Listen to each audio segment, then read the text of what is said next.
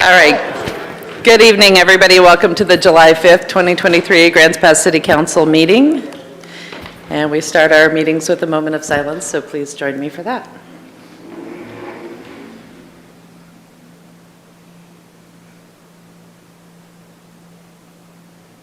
Please rise for the flag salute. Pledge allegiance to the flag of the United States of America and to the republic for which it stands, one nation, under God, indivisible, with liberty and justice for all.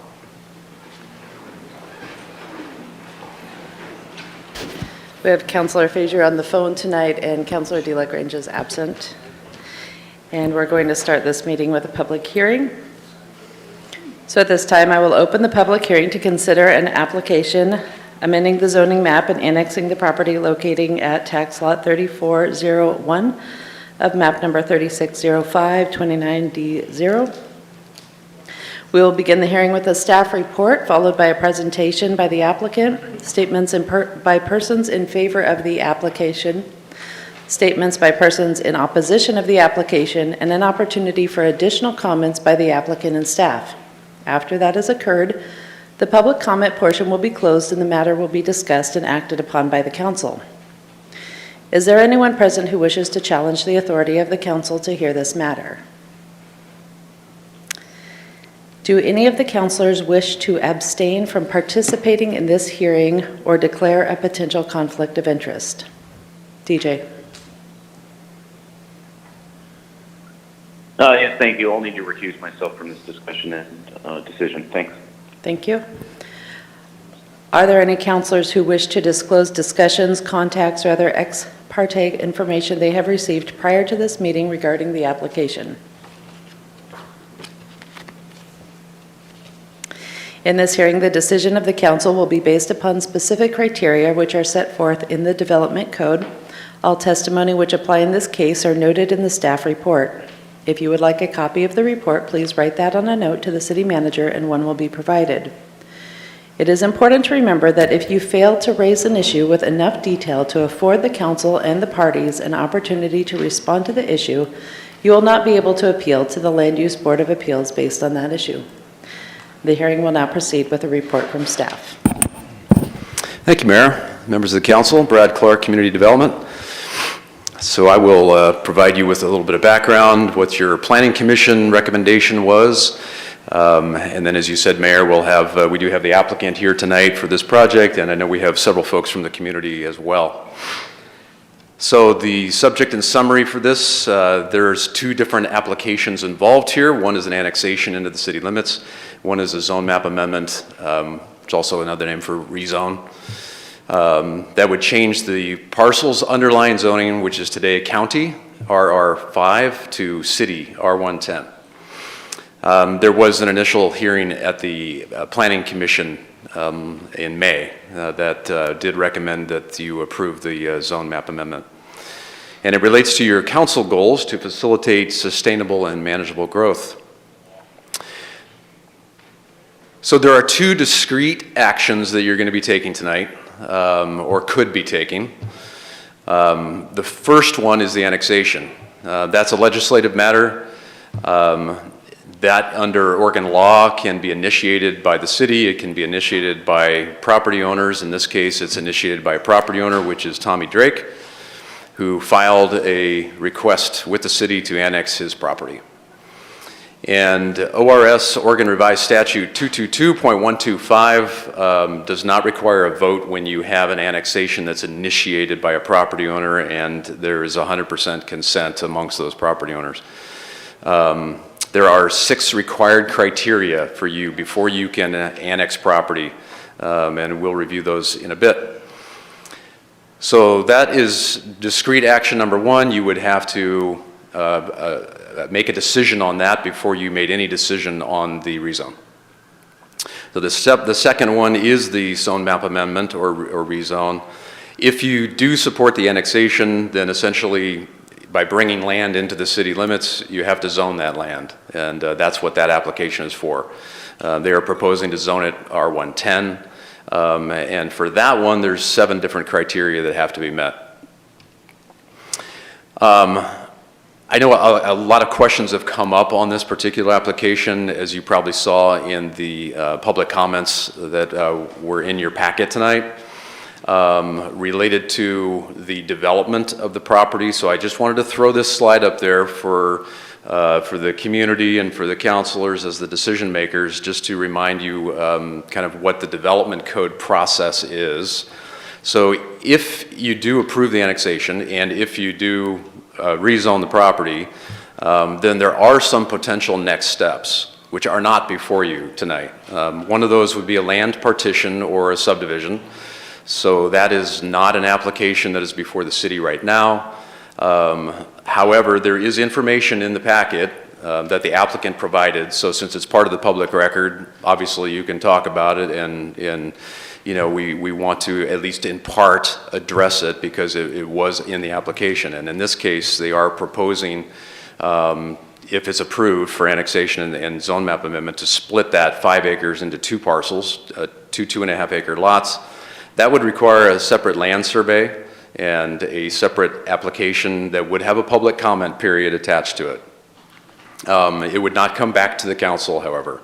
The development code does not require subdivisions or land partitions to come before you unless they are appealed. Unless the zoning commission makes a decision, then it gets appealed, then you would see it. But for the most part, you don't see those. So that would be one potential next step. A second potential next step is a development application. So if they get it rezoned and get a partition done, then they could come in with an actual development application. And again, the applicant has shown a potential cottage cluster project as part of their future plans. The second to the last item here, I wanted to also draw your attention to House Bill 2001, middle housing.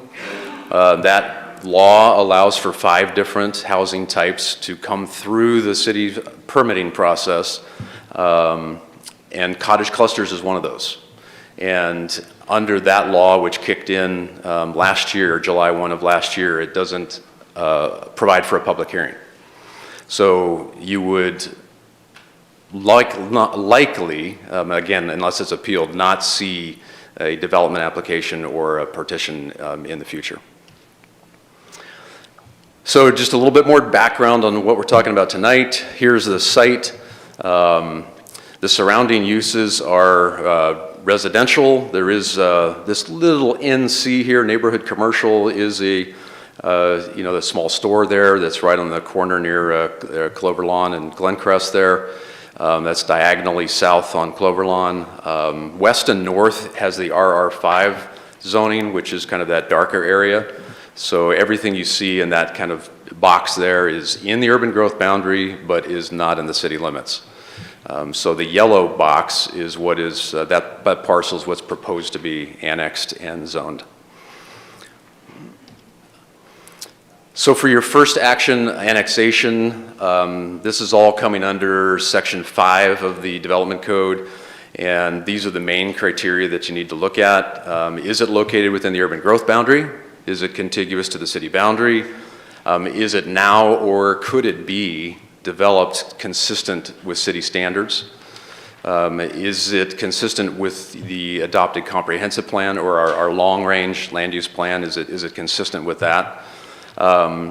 Is it consistent with the development code and Oregon revised statute? And then finally, does the city have sufficient capacity to provide basic urban services if this property was brought into the city limits? And that is defined as basically water, sewer, public safety, fire and police, transportation.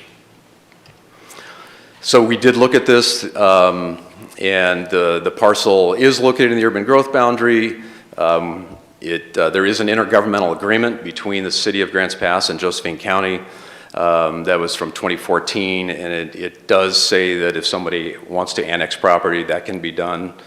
There are adopted utility plans that the city has, sewer, transportation, et cetera, that you've talked about a lot of times. Those utility plans do include this property and this area of the urban growth boundary. And they looked at what could the future development be when those development plans were done and was found to be consistent.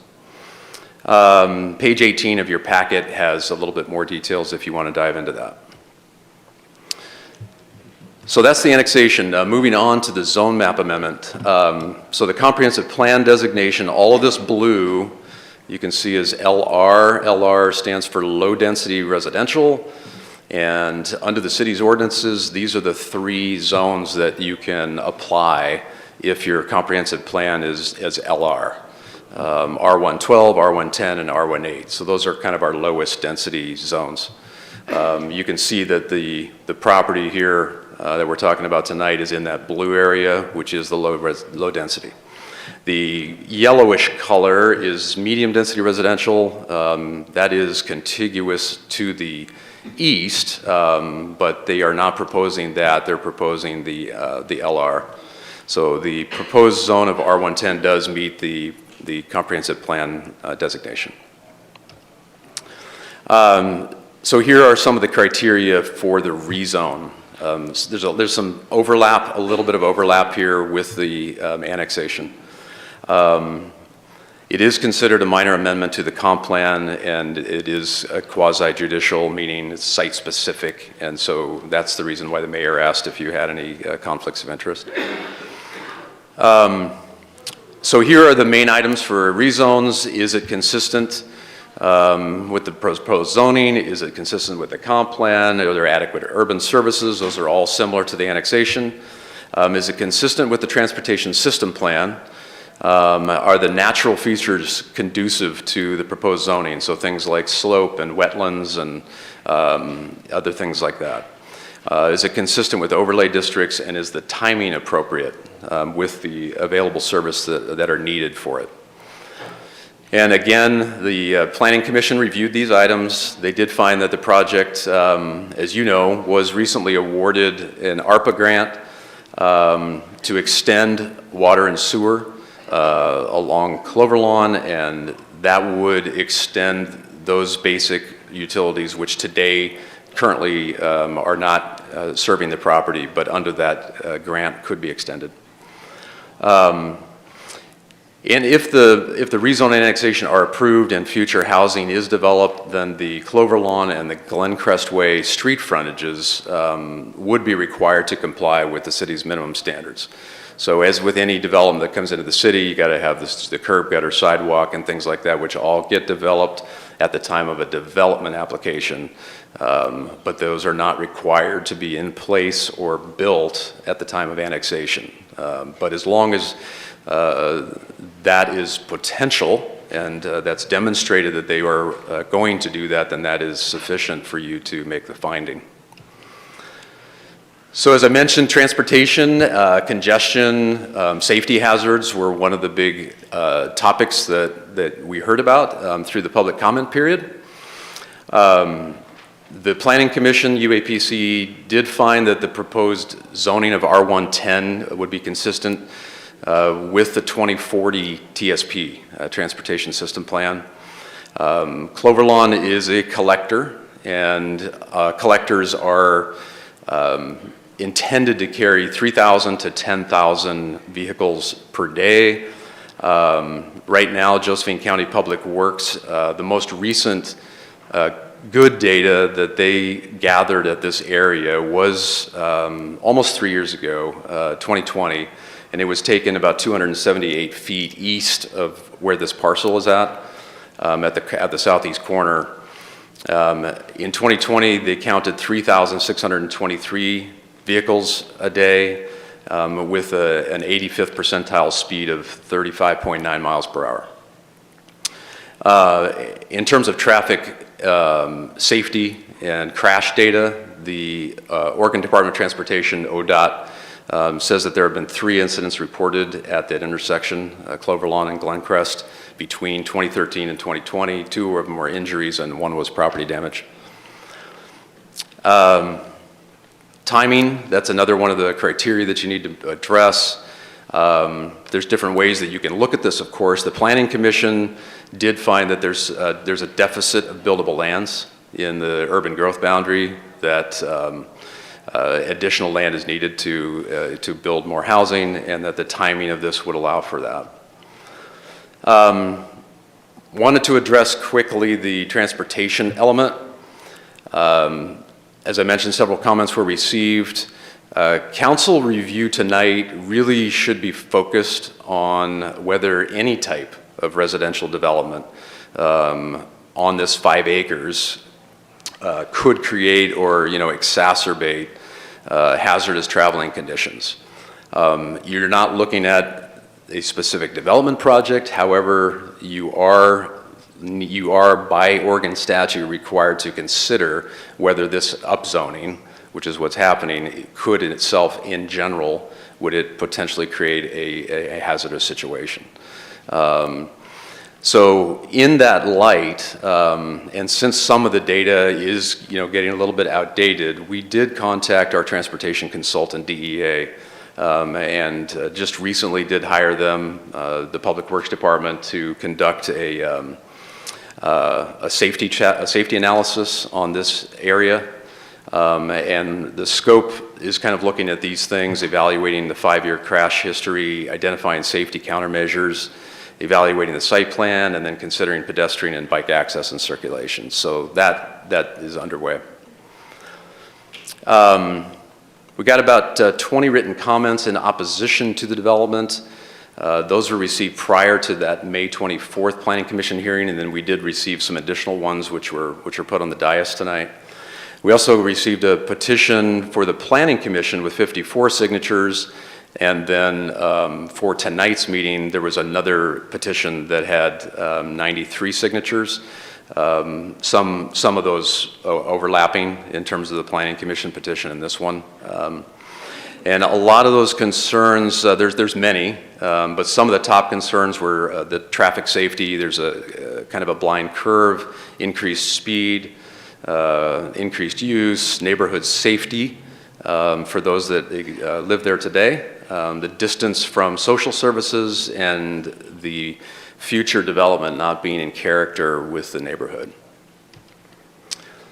So again, your call to action tonight, 2 different steps: annexation, that's your council decision.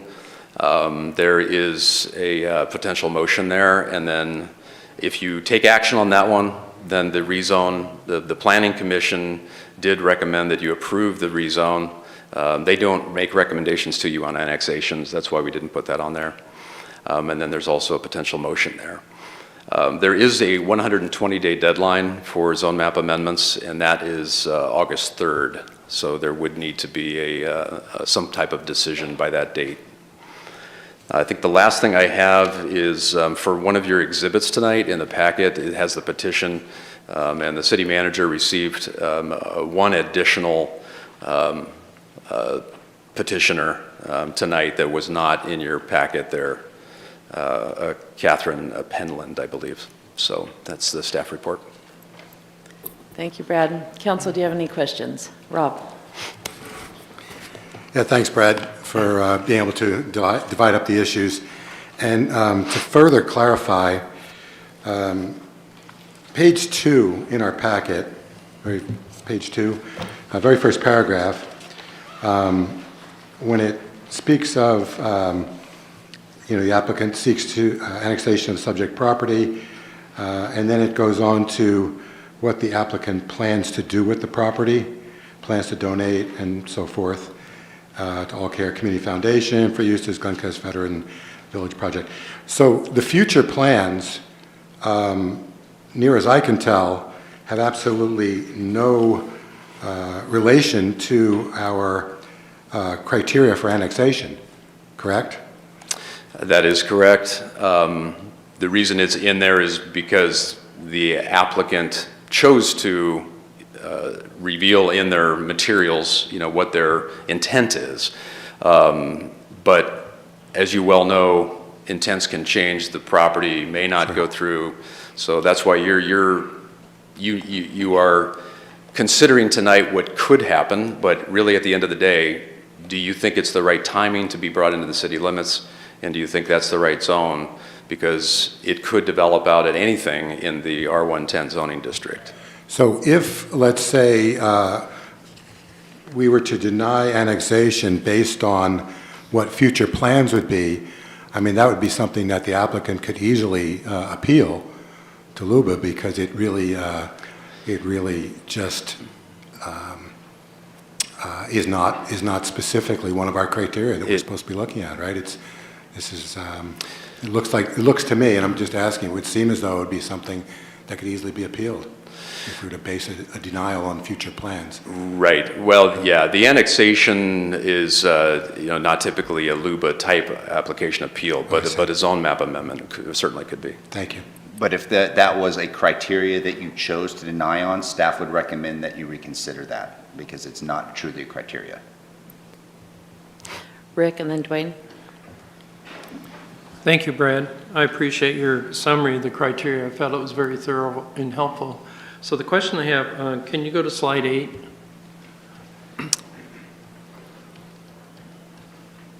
Is this one? Yes.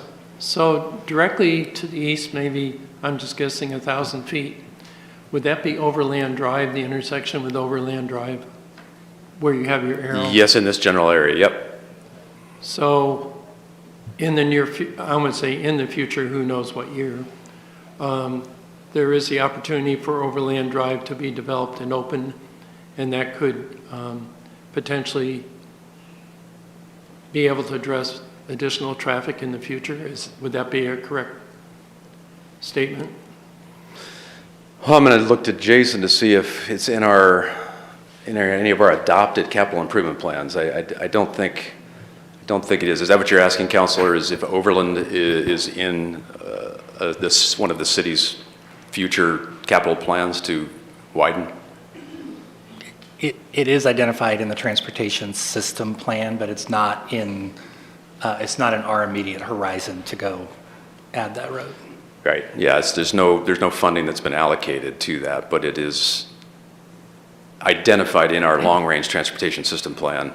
Okay. Thank you. Dwayne. Thank you. I just have a couple of questions for you. So currently, all three sides of this, property, this Glencrest is already in the city limits. Is that correct? You have the map up, so.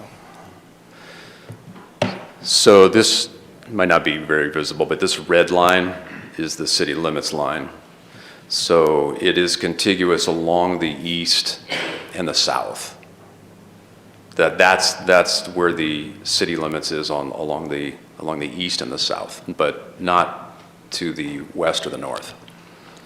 And then I was reading in the packet, someone saying their water rights are going to be taken away. Does this change anybody's water that they're on the well? Now, I know the answer, but I want to make sure that are on well on Crestview Loop, this does not affect their wells or anything like that on this at all, am I correct? No, any development in the city limits has to hook up to city water, which of course derives its source from the Rogue River, not from groundwater wells. Okay, I think you got it wrong there. The Crestview Loop is all on wells right now, and they are in the city limits. Well, I'm talking about new development, but you're right. That's the answer I was looking for, new development. Yeah, new development, yeah. Not pre-existing ones that get brought in. Yeah, thank you for that clarification. Yeah, we do have numerous wells throughout the entire city which were pre-existing. Before they were annexed, they were there. And another question is, I don't know if you know this answer or not. Looking at the map, the corner of Hamilton and Clover Lawn, it's right now is being by Silver.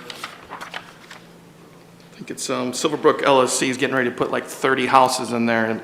Do you know about that? It's where the path is I am going. aware that our department has, yes, received an application, and that's being gone through the process, yep. And that's just right down the street at the other corner, is that correct? Right. Okay. And another question is it common for properties like this that are R5, once they're annexed in, to be like R110 or R18? Is that pretty common? Well, that really varies because it's all completely driven by the comprehensive plan. So there are R5 properties that could go to R3. There are R5 properties that could go to general commercial. There are, it just depends on which sub-area of the city that we're talking about. For example, Harbeck and Allen Creek. There's 5 acres or 4 acres there that was R5 that went to an R4 zoning. So it really just kind of depends. But in this area, you can see this lighter kind of lemon color R10. That is the majority of up here north of the property. And then you have the R112, the Glencrest area. That's the lowest density zone that the city has. I think that's Crestview Loop down there, so. Or Crestview, I'm sorry. Yeah, Crestview. I think that's it right now. Thank you. Valerie? Yeah, continuing along with that, because this is a part of town that I'm really not familiar with. So the red line is the city limits, and then the block there is part of the urban growth boundary, is that correct? Correct. So that was established in 2014. Is it just that rectangular area, or are there more areas around there that are also part of the UGB? There were some other areas in southeast part of the urban growth boundary that were brought in 2014. Okay. They're So- just not shown on this On this particular map.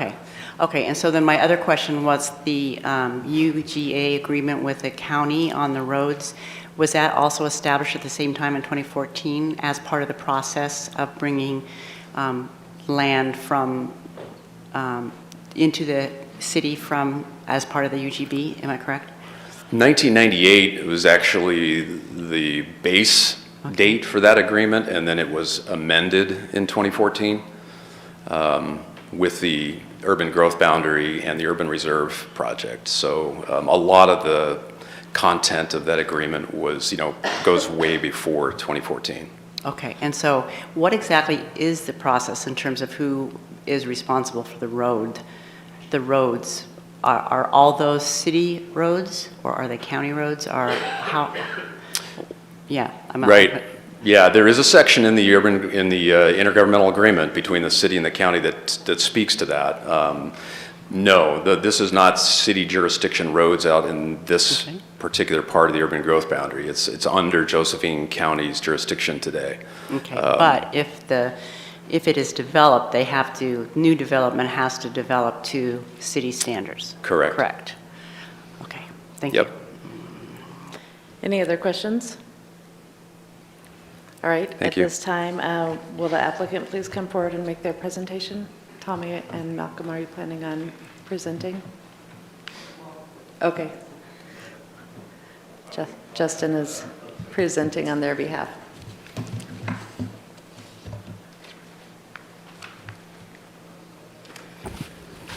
Evening, Mayor and Council. Justin Gerlitz Engineering Consultants, here on behalf of Mid-Road Foundation, which used to be the Elker Foundation. I want to make sure and clarify that tonight. Thank you, Brad, for your detailed presentation. I know I'm going to have some duplications in here, but I guess hopefully that'll help the audience as well. Tonight, we're here to discuss a zone map amendment and annexation for this property located on Glencrest Drive. It is located here in the yellow, well, it's not quite a circle, oblong shape. It's currently a 5-acre parcel. There is currently a single-family home on it with shop, and the owner is intending to partition and essentially donate the east half of this property to the All Care Foundation for currently what is a specific purpose. And as it was asked tonight and I was clarified, normally that wouldn't have to do with what we're here for tonight. But because this has already been through an ARPA grant process that I know all the council is familiar with for that type of development, I thought it was pertinent to bring it up tonight to both council and the public that's here this evening. This property is currently undeveloped otherwise. These are some views from the roadway. This is looking south on Cloverlawn Drive towards the Glencrest and Crestview Loop intersection. They do have a curve at that intersection, as you can see here, as most of you are probably familiar with. There's 4 different 90-degree curves in that area on Cloverlawn. This is looking up towards Glencrest, zoomed in here, which currently is improved with a 1-lane paved roadway. It was originally developed as a rural development, a rural subdivision, And as part of that, they're allowed to do a restricted residential road, which is a privately maintained single-lane road with turnouts. So that's what's there today on the road that we will be improving as part of this project as it moves forward and as the partition moves forward. And this is looking from Crestview Loop back north on Cloverlawn Drive, just for reference. As mentioned, as Brad had on the screen, we've got this pocket of land that is surrounded by city limits for the most part. It's currently zoned RR5, but it is within the urban growth boundary, as shown on the left side of the screen here. Let me get on the laser pointer here. So the urban growth boundary, the city limits jog around this cluster of this subdivision, but the urban growth boundary has been expanded over that way. It has also been expanded down into this vicinity here, and then over to the east, over to Hamilton Lane. So quite a big area out here that is now in the urban growth boundary that is undeveloped, mostly because it has a lack of utilities. And that's one of the benefits that this project will bring. I was looking into detail here in a minute. The star is the property there. This is the comprehensive plan as part of that urban growth boundary expansion. And as I know most of you have seen, we did some pretty extensive studies, transportation, water, sewer, stormwater, that looked at the capacity of these properties to be zoned to city zoning in the future. So those studies have already been done. The comprehensive plan has already been adopted as low density residential, as Brad mentioned. And so now we're just asking for that map to be changed over the top of it. This is what the zoning would look like if this amendment was approved tonight. It would change to R110. That is consistent with all of the zoning that's to the north of here. We do have R112 to the south, but under that low density residential zoning, you have the choice of R18, R110, or R112. So we went with something that was more in the middle and similar to what's on the north side of the project. As mentioned, as part of this project and as part of that ARPA grant approval, the city's master plan waterline loop will be extended down from, I think it's Robertson Lane, to Glencrest and over to the Silverbrook subdivision, the Silverbrook PUD. And then that project will extend that line up to the other end of that loop up here in the existing subdivision to the north. So essentially with that ARPA grant approval and with this project, the waterline master plan loop will be created, and it will provide a big benefit to that area both now and in the future, because that'll be the 12-inch main that'll kind of serve the rest of this urban growth boundary area as it develops. And this is just a little zoomed in version of that, this being the Glencrest project itself on the map. As mentioned, because we are the recipient of an ARPA grant and it was for workforce or affordable housing as part of that grant, we thought it would be appropriate to put together some concepts of what we're planning to do here. This is intended as of today for 2.5 acres of the property to be partitioned, and then it would be developed for veterans housing. This would be for veterans through a Veterans Administration grant as well, in conjunction with the grants that have already been received and the money that's been put aside for this project. This one shows the units as attached. The reality is they'll probably be built in more of a cottage cluster situation where the units will be individual. And that has a lot to do with the grade out there and just kind of fitting everything within the property. It's not intensive. You know, one of the things that came up is there's a lot of discussion on high density development. This development actually, under the R110 zoning and under the code changes that are pending that are going to be in place hopefully in the next couple months, actually would not be any denser than any other development in the zone. I thought that was appropriate to mention tonight, because as the council looks at these, they have to look at, well, what if this project doesn't move forward and what if something else moves forward? And with those code amendments that are proposed right now, it would also allow up to 14 single family lots. So that's kind of we're pushing down the road of a similar development no matter what happens here in the future. These are just a few photos that we included with the packet of cottage cluster developments just to get a sense of what those might look like. It's kind of grayed out here, but this is a zoomed in picture of the 2.5 acres, the east 2.5 acres. Transportation safety, I think, is probably the most common thing that was mentioned by the neighborhood. And so I wanted to show kind of just what we are proposing as of today to do with Glencrest as this project moves forward with the partition. Glencrest, again, is a one-lane, single-lane road right now. We would be looking to improve that to city standards, 2 full lanes, curb gutter sidewalk, and then do intersection improvements down here to make that intersection safer.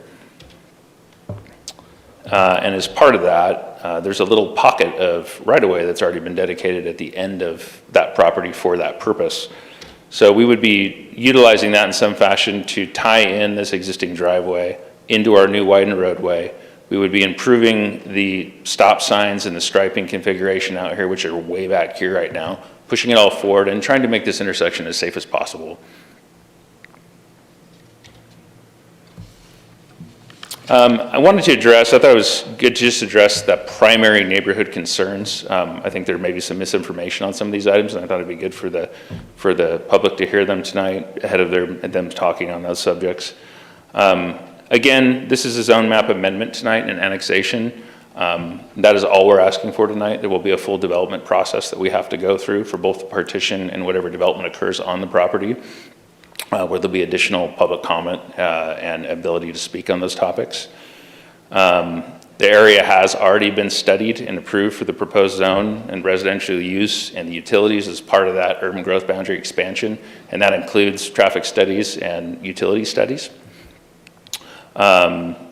As mentioned, high density is not really what this project is intending to be. It's just a different configuration of what the normal density would be on that property. And with that, if this was to move forward with the proposed VA housing project, we actually anticipate that the traffic impacts would be a lot less than a traditional single-family home development per se. A single-family home development factors in typically 2 adults, some children, many trips to work, trips to stores, trips to entertainment.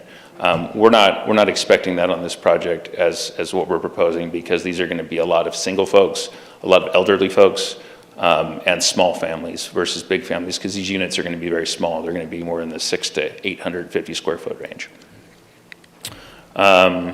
And then the other thing too is, I know, these are always difficult, these zone map amendments and these urban growth boundary expansions. People look at their situation now and they say, this is how it's been for a long time. I live on half an acre, but the reality is being that all this property except for this cluster right there is in the city limits, it will develop over time as residential housing. I know recently, just as for example, one of the neighbors in that neighborhood built an accessory dwelling unit.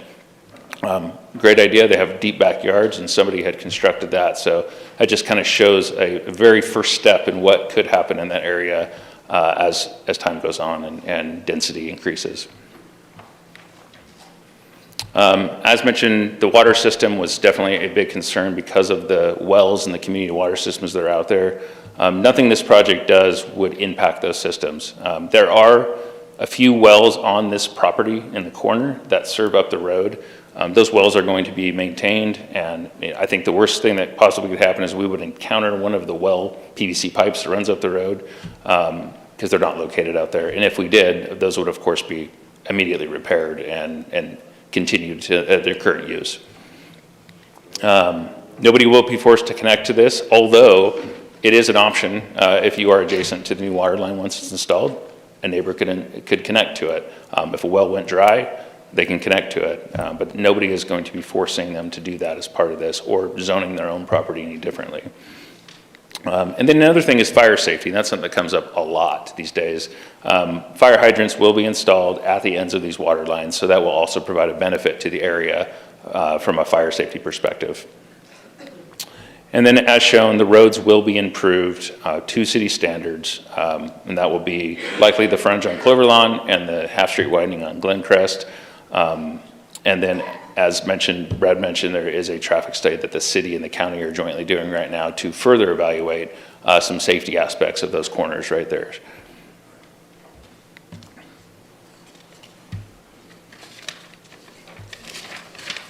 So in closing tonight, overall, the gracious dedication of the property by the current property owner for this intended purpose is something that we look towards a lot, especially for nonprofit projects. I know I've talked to a lot of you before at workshops, and the costs of everything are high right now, and there's a lot of people that can't afford those things. And these projects where we can get property for a very discounted or donated cost we can get grants for this public utility infrastructure that is very, very expensive, especially when it's out this far, are exactly what we need to make these projects happen. This combination of philanthropy by both the utility grants and what we're looking for is a veterans housing grant could definitely make this project a reality when it's all said and done. So based on the information tonight, we're looking for a recommendation for approval of the zone map amendment and annexation, and I'd be happy to take any questions that you might have. Questions? Rob, and then Dwayne, and then Rick. Yeah, thanks, Justin. I always appreciate your attention to detail. So I realize this is not, it does not apply to our specific criteria for annexation, but you did bring it up. So you mentioned that veterans grants would potentially be involved for this property. There'd be, I guess, grants from the VA for this property that's your plan now. So how long would this housing need to be dedicated to veterans to fulfill the requirements of those grants? I believe it's perpetuity. It would be in perpetuity, so it would never change from that. Thank you. Dwayne? Thank you, Justin. I don't think you have on that map, but currently on Wyndham Way, do you have a map of that? Maybe go back or something. That'll work right there. There's a Wyndham right now is being developed all the way up to the mountain to the new water tower that's going to be there. I think that's right here. Yeah, and currently there is, correct me if I'm wrong, there is chutes off of there going into Glencrest for the future development if they have asked to be annexed into the city. Is that correct? That's correct. This little road right here runs into that property, and then I believe it's going to go through with that property when they develop, as they develop it right now. And I'm assuming the intention of that would be to connect that road into Glencrest in the future, but that would just be somebody's future development. But that's plan. already the future plans out Correct. there for the city and everything like that for future development. Okay, thank you. Rick? Thank you, Justin. In our packet, you included a concept plan that had a road on the northeast corner of the subject property. And one of the, many of the concerns of local citizens has been traffic. Did that discussion of that concept plan, did you hold a discussion with Public Works on that concept to see if that would have a different impact? Yeah, we did have some discussions with Public Works. One of the things that we discussed was not having any connections to Clover Lawn. So this is our, again, this is concept. We haven't formalized these drawings yet, but I just shared them with the application to where the access would be entirely off of Glencrest with hammerhead turnarounds within there and some kind of turnaround. The grade up here is pretty steep, so the goal would be to keep all that as open space area to also help buffer some of the neighboring properties. Thank you. Any other questions? All right. Thank you. Thank you. All right, we're going to open this for public comment, and I'm going to ask that everybody keep their comments limited to 3 minutes. There's a light that will be here at the podium. When the yellow light comes on, you have 30 seconds left, so don't panic. But when the light turns red, please wrap your comments up so that I don't have to cut you off. And also, please keep your comments focused as much as possible to the potential annexation and rezoning before us tonight. That said, is there anyone here who wants to speak on behalf? Oh, are you here to make a presentation? Oh, okay. Okay. Okay. Is there anyone here who wants to speak on behalf of this application? Please come forward. State your name. Let us know whether or not you live in the city.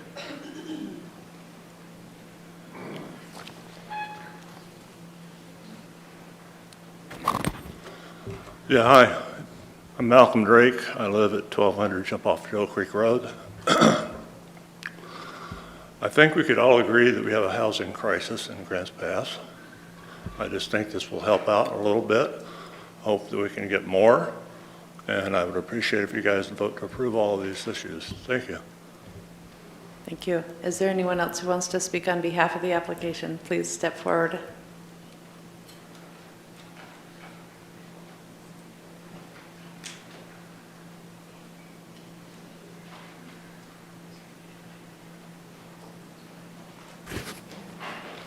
Hi there, my name is Tommy Drink, Grants Pass, Oregon, and I would like to thank all of you for considering this and for all of the work that you have done towards helping the homeless situation, which is very sad, and I wish we had an easy solution to it, but we're hoping that this might provide some, and especially for veterans who, I know some of you are old enough as I am to remember Vietnam, and a lot of those folks that came back from Vietnam went into mental institutions because of the situation and what they went through, and some of those people will be here perhaps, but I would hate that Afghanistan or any of the other places that we've gone in to protect freedom would create the situation of PSTD for those people. So I really appreciate your help and your thoughts on this.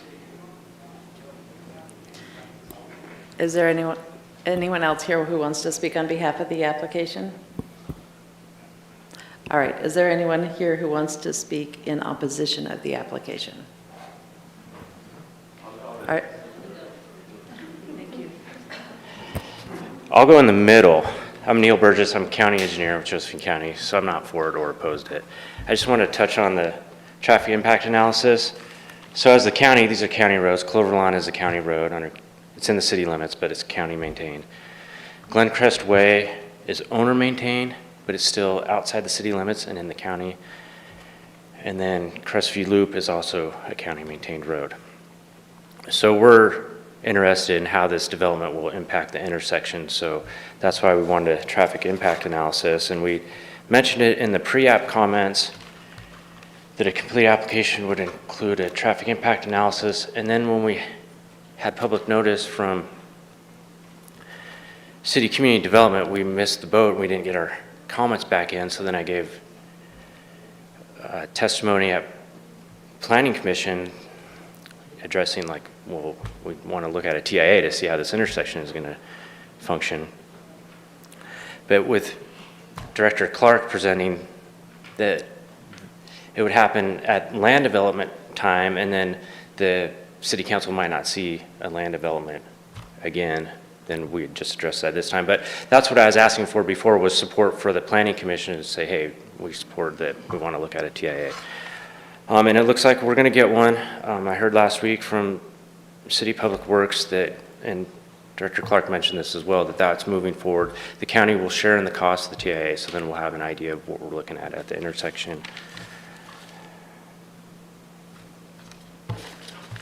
And I do have testimony in the packet.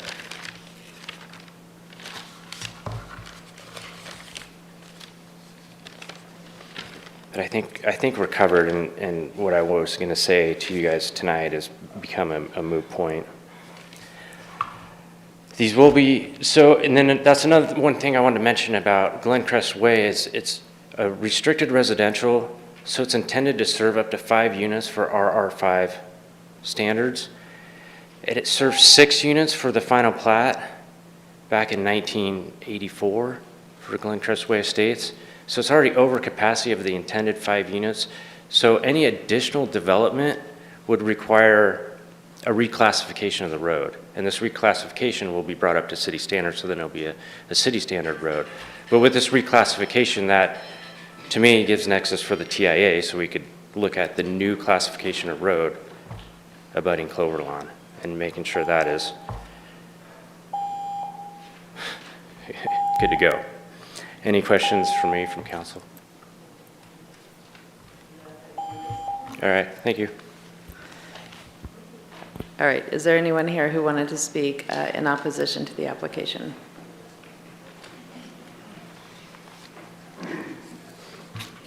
Hi, thank you for giving me the opportunity to speak. Excuse me. My name is Donna Lee Brooks, and I live at 551 Crestview Loop. So I believe that the criterion for the zone change application has not been met. Specifically, criterion 4 of section 4.033 requires a demonstration that the proposed amendment is consistent with the functions, capacities, and performance standards of the transportation facilities as described, excuse me, as identified in the master transportation plan and the staff report showed that criterion as being satisfied. This criterion has not been met due to the deficits that currently exist on Cloverlawn Drive and Glencrest Drive. It lacks pedestrian and bicycle access. The road is not brought up to city standards. To annex it at this point without having that criterion met is kind of putting the cart before the horse to me. The second one is criterion 5, which is the zone change application criteria, or section 4.033 for the natural features of the site are conducive to the proposed zoning district, which the staff report showed as satisfied. In the staff report, it also was given to the Planning Commission showing that that lot contains a natural hazard of 15 to 25 degree slope on that 5-acre lot. It also contains natural resources of a significant stand of trees. So Article 13 of the Grants Pass Development Code outlines a slope hazard area as one that contains a slope greater than 15%. Known hazards for development on a steep slope are erosion control, sediment entering waterways, stormwater management, flood control, and water quality issues, especially if construction is going to happen for the people that own the private wells on that lot. Removing that significant stand of trees will also have an issue with erosion control and the water quality for those 2 private wells that serve the neighbors. I also believe the criterion 6 for annexation has not been met. That's 5.053, which states that the City of Grants Pass has sufficient capacity to provide the property with basic urban services such as municipal water, sanitary sewer, fire protection, and police protection. Staff report showed those criterion as being satisfied. That staff report did not get a response from the City of Grants Pass Police or the City of Grants Pass Fire Department. So I consider that to be incomplete. Also, the ARPA money that was given to the applicant had a criteria that it served 20 units. This development that's being proposed is not serving 20 units. And I believe that ARPA money should be returned to the city because it was given to the applicant in violation of the requirements for the ARPA application. Thank you. Is there anybody else who would like to speak? Please step on up, state your name, let us know whether or not you live in the city. My name is Stephen Becker. I live in the county. And I've been here for 15 years and I've regularly traveled that route. It's interesting because as I've been traveling recently, what I noticed was the clearing that is, I believe, did you say a Silver Oak development? Silverbrook development. That appears to tie in with Cloverlawn at the 90-degree bend. So there's 2 90-degree bends. The road travels, if you're not familiar with that area, I'd recommend that you just drive it. The entire road is narrow. It funnels through fairly good-sized properties on a narrow 2-lane road that's not very well maintained by the county, down a steep slope at 45 miles an hour to a right-angle turn that is posted for 15 miles per hour. Now then you travel approximately 300 yards, maybe 250 yards, and you hit another right-angle turn. So if there's improvements done where Glencrest hits Cloverlawn, that's great, very important. I think building more units for the veterans is extremely important, and it's a great thing. But without improving those roads and having a development at one 90-degree angle, feeding into it, and at another 90-degree angle, I think you're going to have a recipe for some disasters. Current traffic patterns may be fine, but the problem is going to be you're going to have elderly people or veterans, you're going to have a whole bunch of people coming in from another direction, so you're feeding from two different areas and into 90-degree curves. Now we've got lots of those here in the country, but it's pretty dangerous.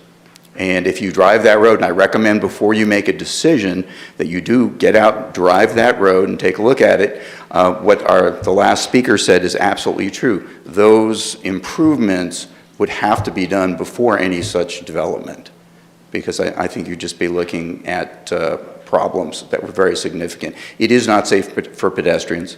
It is not safe for bicycles. It isn't safe for deer or wildlife. And that's going to be more of a problem. That entire road is a windy road that feeds into the Williams Highway. It's got some interesting cambers to it, and in the wintertime, it does tend to get quite icy. So I'd highly recommend that you, before you make a decision, that you get out and take a look at that road. Drive it, and drive it at the posted speed limit. Thank you. Hello, my name is Donna. I live in Grants Pass, and I just want to piggyback his comments about traffic safety. If you are going to drive it, and I would love for you to do that, drive it from the south to the north, because as you do continue northbound on Clover Lawn, it turns west at the first development, but then it goes north again, and it goes up a hill. If there are pedestrians, and there often are, my neighbors walk there, or cyclists with their bags of cans heading to the bottle drop, I have to go out of my lane, cross into opposing lane, and hope that the person coming southbound isn't going 45. It is a 45 zone if they're heading southbound. And if I'm just going to turn southbound to go on Crestview Loop from that northbound to westbound turn, it's precarious because the 45 mile an hour people going southbound don't know that I'm waiting to make that left turn. It is crazy scary. And I appreciate Justin's pictures and how they're going to do improvements and make a sidewalk, but a sidewalk on that half a block development doesn't solve the problem for pedestrians and cyclists who need to travel safely on Clover Lawn if we're going to increase pedestrian and vehicular traffic in the area. Thank you all for what you do. This room looks a lot bigger on the video, but I appreciate all of your presence. Thank you. Is there anyone else who wanted to speak? And I mean, my name's Ken Rice, lived at 220 Crestview Loop. So he showed that drawing with the two roads coming down out of this project, coming south. They face right on to my backyard, and I know that's a saying, you know, not in my backyard. Well, I guarantee if this was any of your backyards, you'd be complaining about it too. He also showed a map where everything was blue except this section that's going to be decided upon. And that section going to R110, I know you still call it low density, but it's not congruous with the neighborhood. It's single houses on each lot, maybe an ADU here and there, then all of a sudden you're going to jump to, I just consider it an apartment complex going into that parcel, the donated parcel. Also, I had a question about, we were under the impression that because it was for veterans, quote unquote, that was what triggered the grant money that would pay for the water main. So you guys are saying that we're just deciding on the annexation and the zoning change. And if that's all you're considering, then that means the development could be something different. If it does not, or if it is not for veterans, does that kill the grant money, which kills the water main? I know you probably can't answer my question, but anyway, I'm throwing that question out there. Otherwise, it destroys the ambiance of the neighborhood.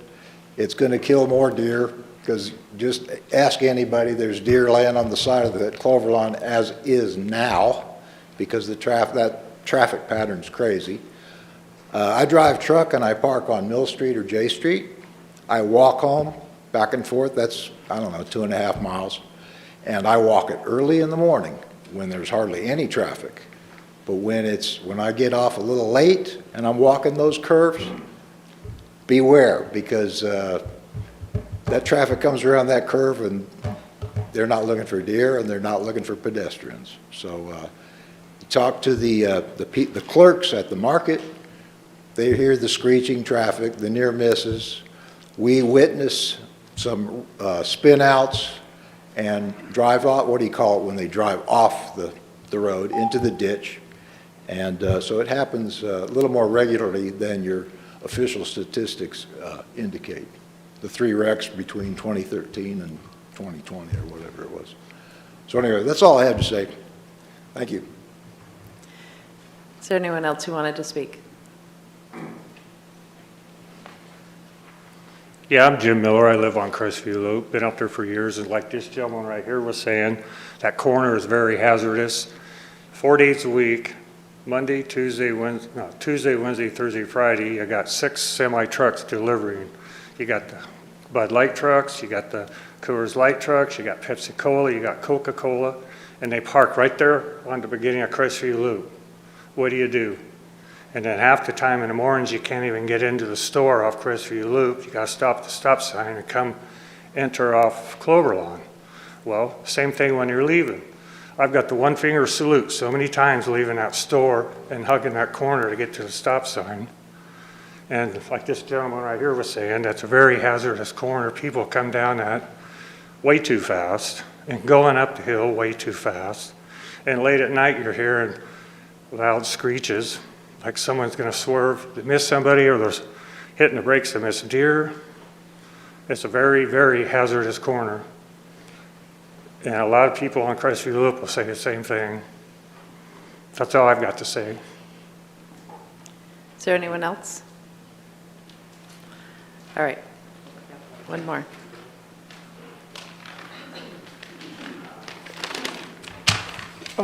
My name is Terry Nelson. I live at 374 Glencrest Way. I'm one of the concerned people. I'd like to please consider this letter request of City Council to deny, postpone, or with conditions to the zone change and annexation of 220 Glencrest. The power to my well is utilized by a wireless antenna. Also, those wells sit in a very low, shallow area. They would contaminate very easy. You cut all the trees out of there, and they're going to contaminate if you get low water in there. There needs to be provisions made to be able to address that. I also am a vet. We haven't got the only veteran people here. My situation with that is, you're not doing these people a favor by putting them out there. You're isolating them out there away from services. They have no store. They have no medical facilities. It's not a good fit for that area out there at all, along with the traffic area. And I think everybody that you're going to talk to is going to address the traffic area. What I would like to have is a condition put on my well to be able to run a line from my well to the house to make sure I'm not out of water. Thank you for your consideration. All right, we have Alana Garcia on the phone.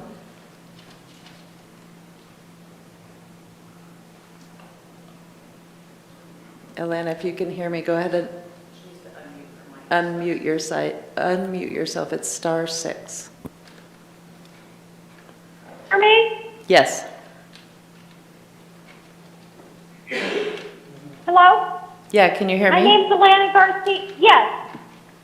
Go ahead. I am Alana Garcia, and I live on Crestview Loop since 2005.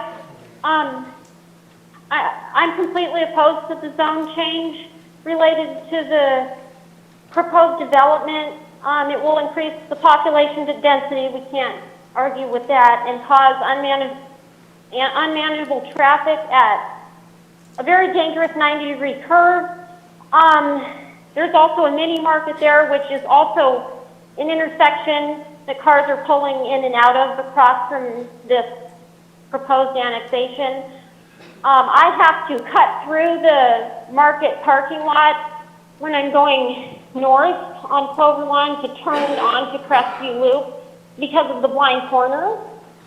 So the market gets a lot of traffic just going through a parking lot just the way that the road is right now, so that I can turn without getting hit by oncoming traffic because you can't see. The increased population density will also have the unwanted effect of bringing crime, drugs, and alcohol into an area that's dominated by single-family homes on acreage. This neighborhood has many children. Between my house and the two houses on the one house under two other houses next to me, there's a total of 11 children who walk up and down, ride their bikes, go down to the store. And so I'm concerned about the safety of just their traveling and living in a safe neighborhood. It's always been a really safe neighborhood. And I also feel like having veterans housing across from the mini market probably wouldn't be doing the veterans a favor. There is the alcoholic beverages that are for sale at easy access. People driving under the influence may cause some serious traffic accidents. Thank you. Thank you. Is there anyone else here who wanted to speak?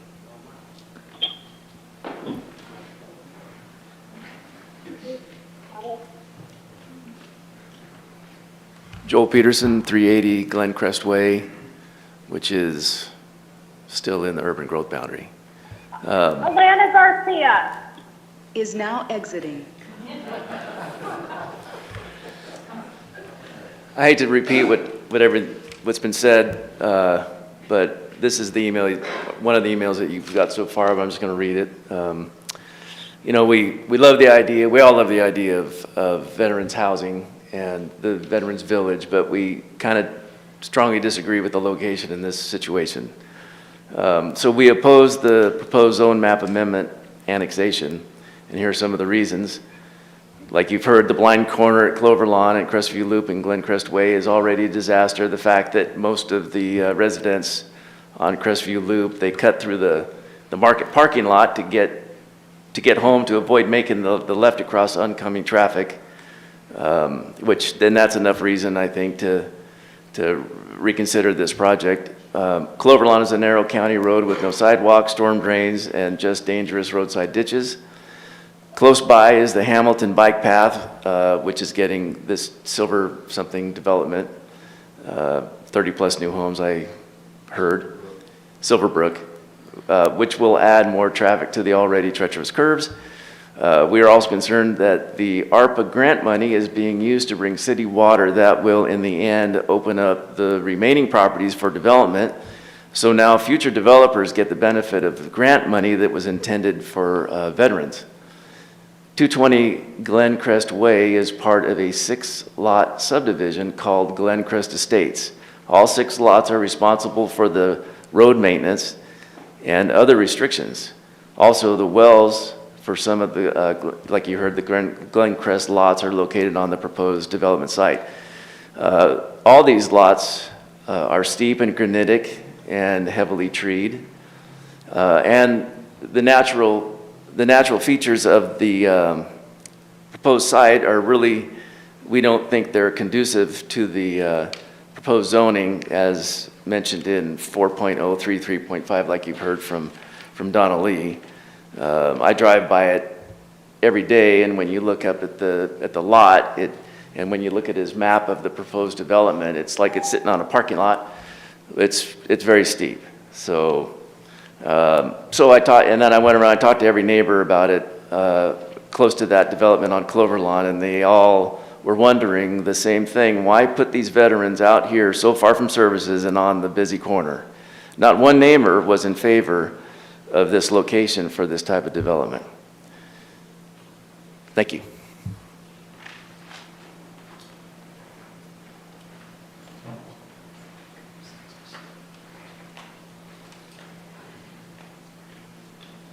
Debbie Day, 146 Crestview Loop.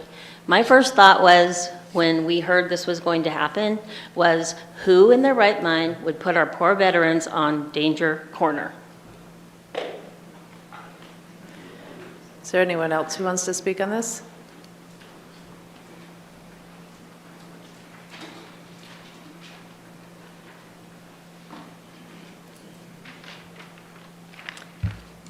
My name is Barb Street, and just a minute, I got to pull this up here. Sorry. I live on Crestview Loop. So I'm going to say similar things to what they've been saying, but my first concern on the zoning is that was approved by the Urban Area Planning Commission. In the minutes, as far as the fire inspector gave no comment when it came to approving the condition or the rezoning. And according to the minutes, quote, stated, the fire inspector stated conditions will need to be met before future development. So I believe you should have the approval of this fire inspector, and that the details on what he's referring to need to be met. The conditions should be met before, and that's what he was stating in the minutes. I also have the same concerns everyone else has about the traffic. So I'm new to the area, but I was driving north on Clover Lawn, where the hairpin turn is in the blind corner, and I decided I'd just try to go over to Glencrest. And I was just scared for my life. I gunned it, I went across, couldn't see because of the trees, and the improvements that they're talking about, sidewalks and other things, aren't really, to me, addressing the blind spot. And so I barely made it across, and my heart was racing. I should say for over 20 years, I was an audiologist, and I provided services to veterans. And I really believe in housing for veterans. And I think the idea of the project is commendable. I listen to the veterans' stories, their sacrifices. I believe this is putting them in harm's way. And I wonder what part do you want to play in that? Does anybody else want to speak?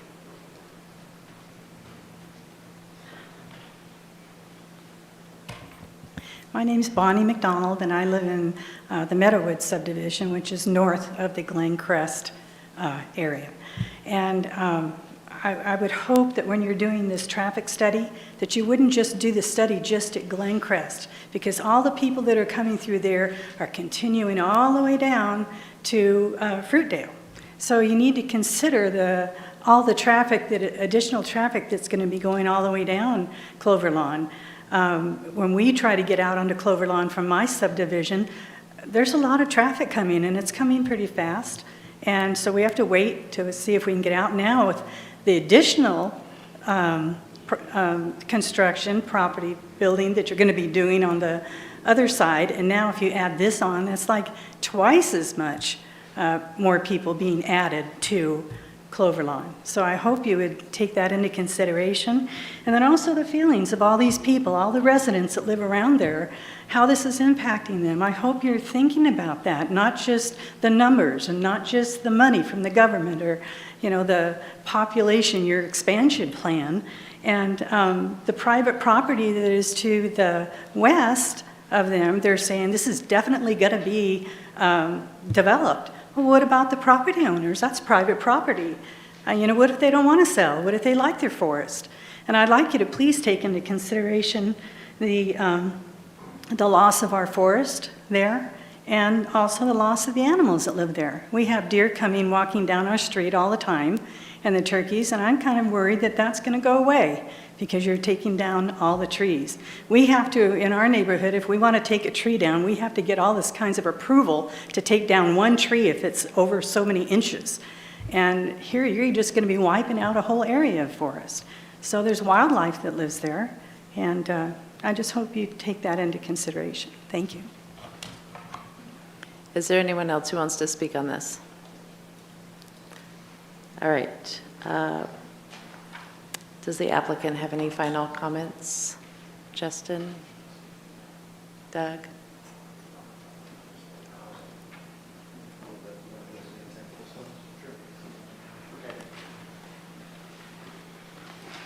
My name is Doug Walker. I live in Grants Pass on Lee Lane.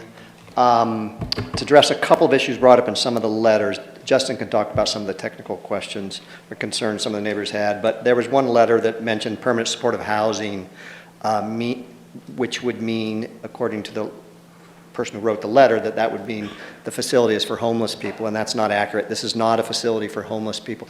It's not a facility for immediately rehousing people. That doesn't mean somebody someday in the future wouldn't be coming there that was homeless. But they will go through, the tenants that come in will be referred from other agencies. So the project is not intended to be rehousing homeless people.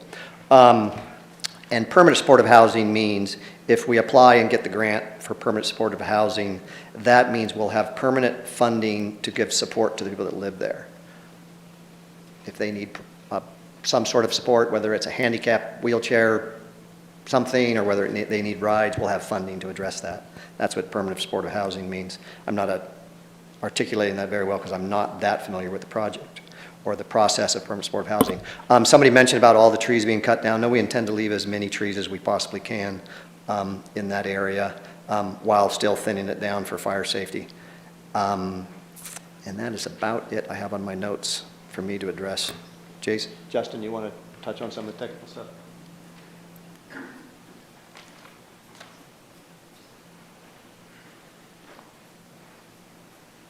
Yeah, thanks, Doug. I'll just a couple items I think we didn't cover is the wells on the property. I know the neighbors up the road have a lot of concerns about those, and I just want to be very, very clear that we would not impact those wells, the function of those wells, or, you know, take those wells away from those people. All of the new structures that are put on the property will be piped water, piped sewer, you know, essentially eliminating contaminants like you would get with a septic system in the county. The location, you know, I know there's a lot of discussion on why, and again, I'll just reiterate that, you know, we are very fortunate to have someone who's willing to donate a piece of property. They're not always in the absolute best location in the city. As we know, there's a lot of projects that happen in the city. There's private property owners. Sometimes the stuff downtown often is very, very expensive properties, and those are the kind of properties that unfortunately don't usually work financially for these types of projects. So I think with the improvements that are going to be made to this intersection, I know that's the biggest concern, that it'll be significantly better than it is now, especially by taking some of these little one-lane driveways and one-lane roads away and kind of pushing them together to make more of a standard intersection as best as we can at that location. That's it. Any additional questions? Thank you. No, thank you. Staff, do you have any additional comments? No?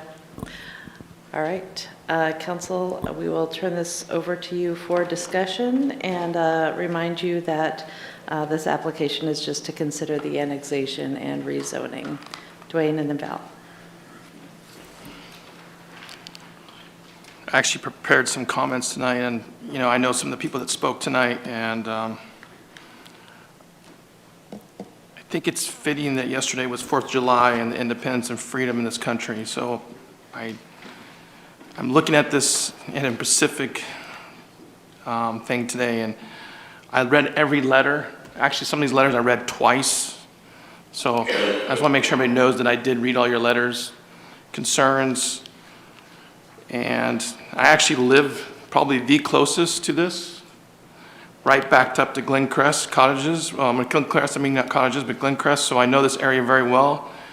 And I've actually lived on Crestview Loop for 6 months before when I was a child, and so I know that road very well. And I've also spent the last 8 months cleaning up a property at 605 Crestview Loop, which you all probably know about, and the 200 yards of trash and needles and drugs I've taken out of that place. So I know this area probably better than most people. But today we're only here for the annexation and rezoning this land. It's not about my feelings about Doug Walker or Mid-Road Foundation or veterans housing.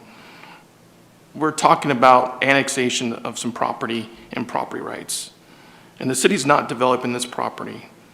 And I had some other notes about people recently that developed in your neighborhood, and I want to, just because you guys made comments about other people developing, you know, 290 Crestview Loop, they just added an ADU. Where were the complaints about that adding traffic to the neighborhood? I mean, it just finished, you know? And I'm not personally attacking people, but they added an ADU, that's one more traffic person there. Where, you know, and I read through the letters, and most of you never mentioned Wyndham Way and that mountain being taken away. I know that very well because I live right back to it. That's steeper than that. I know I see some heads shaking. They know exactly where I live. I've listened to tractors for 3 years, taking that mountain down.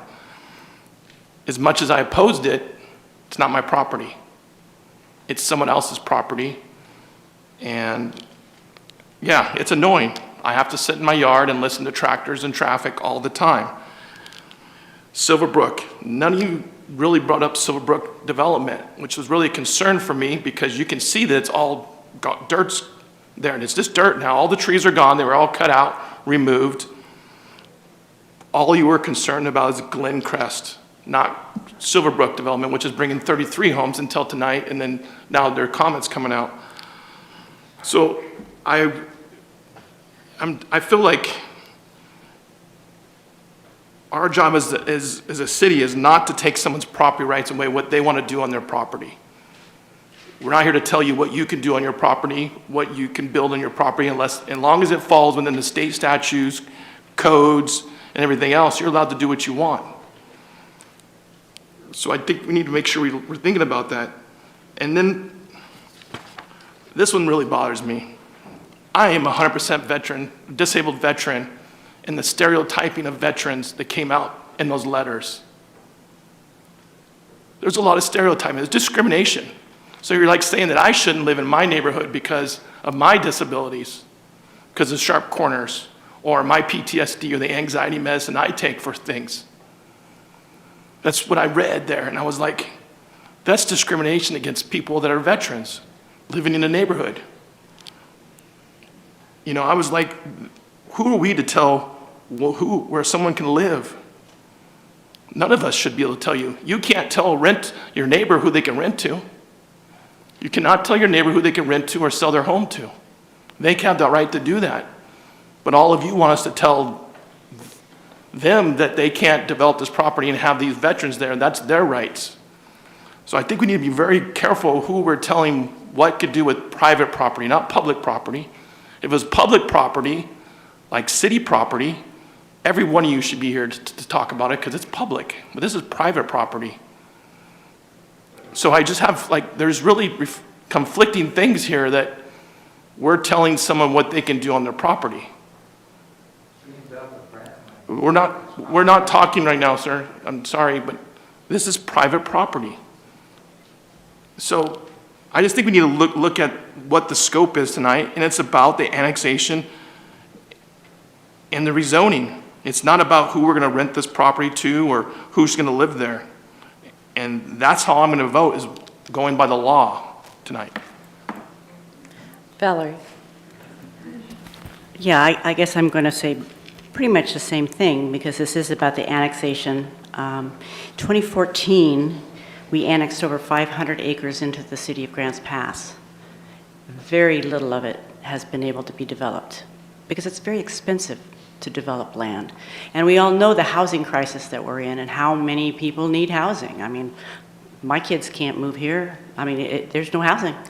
We know that's a crisis in our community. So the reality of it is that's why we took this ARPA grant and said, and we actually put out an RFP for anybody who was interested in helping us decide where we could put some public funds to help bring the cost of housing down to make it manageable in our community so that young people could buy houses here.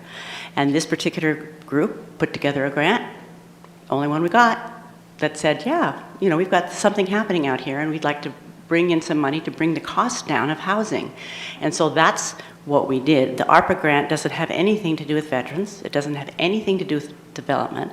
It has to do with bringing water, sewer, and services out into the UGB so that we can build affordable housing.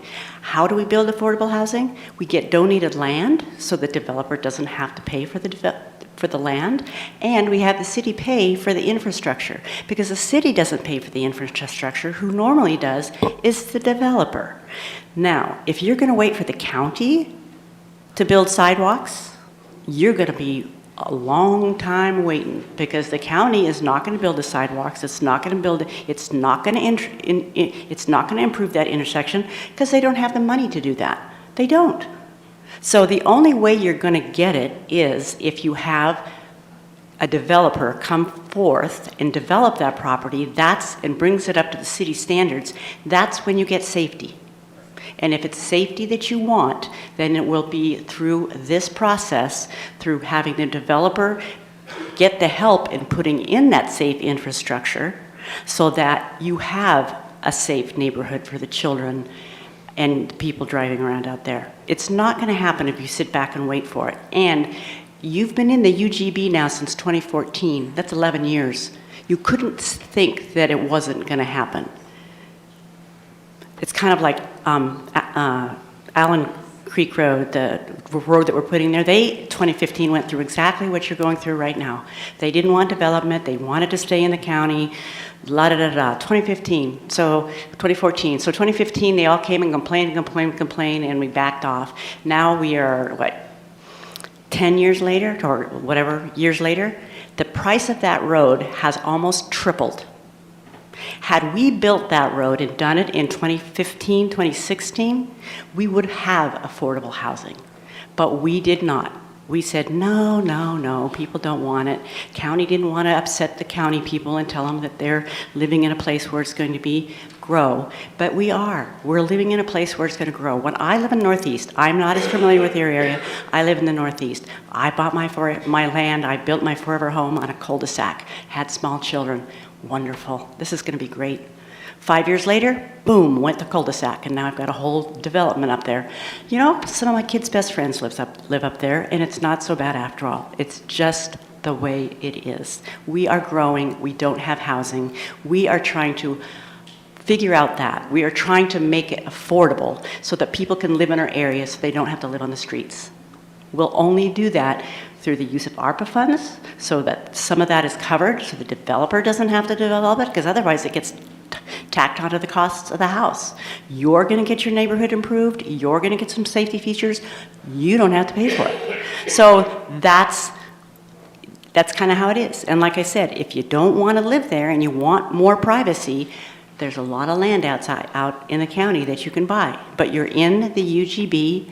It was established in 2014, and here we are 9 years later trying to make it so that we can put some houses out there so that our young people and people in general can buy houses. So that's why we're going on the annexation. The annexation started in 2014. We need it.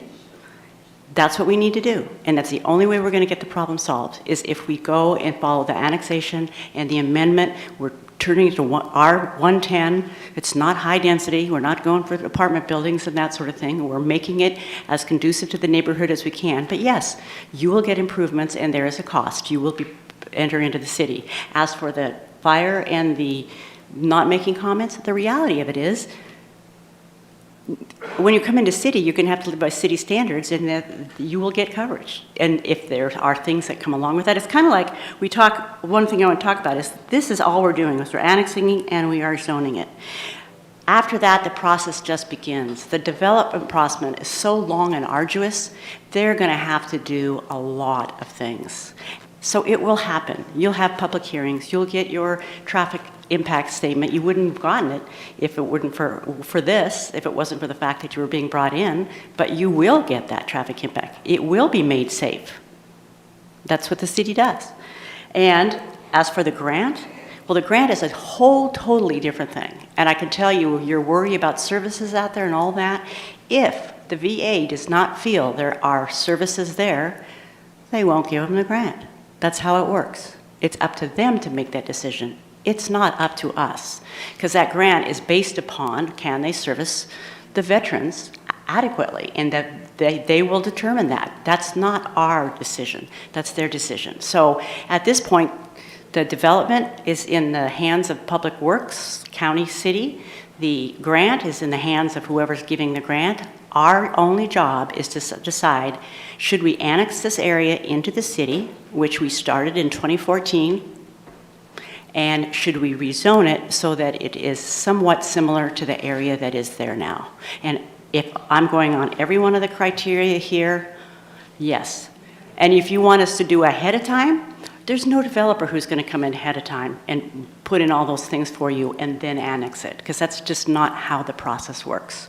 You have to understand the process. So once again, as Dwayne, I get it. Growth is hard, change is hard, but we have to go based upon the criteria, and the criteria on annexation and zoning are pretty clear that this is an acceptable use. Rob, then Vanessa. Yeah, thanks, Valerie. Very well said. I do want to clarify one thing, though. When you talk about the city wanting to or needing to annex new property, et cetera, that's not what initiated this process. It was basically the owner of that property coming to the city.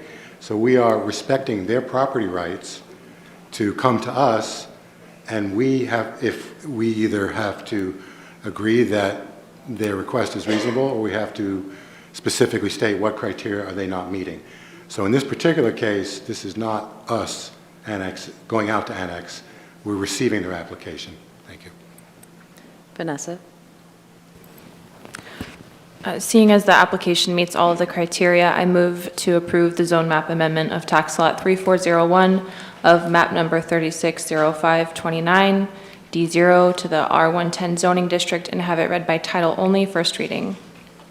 Is there a second? Seconded by Valerie. Any discussion on that motion? All right.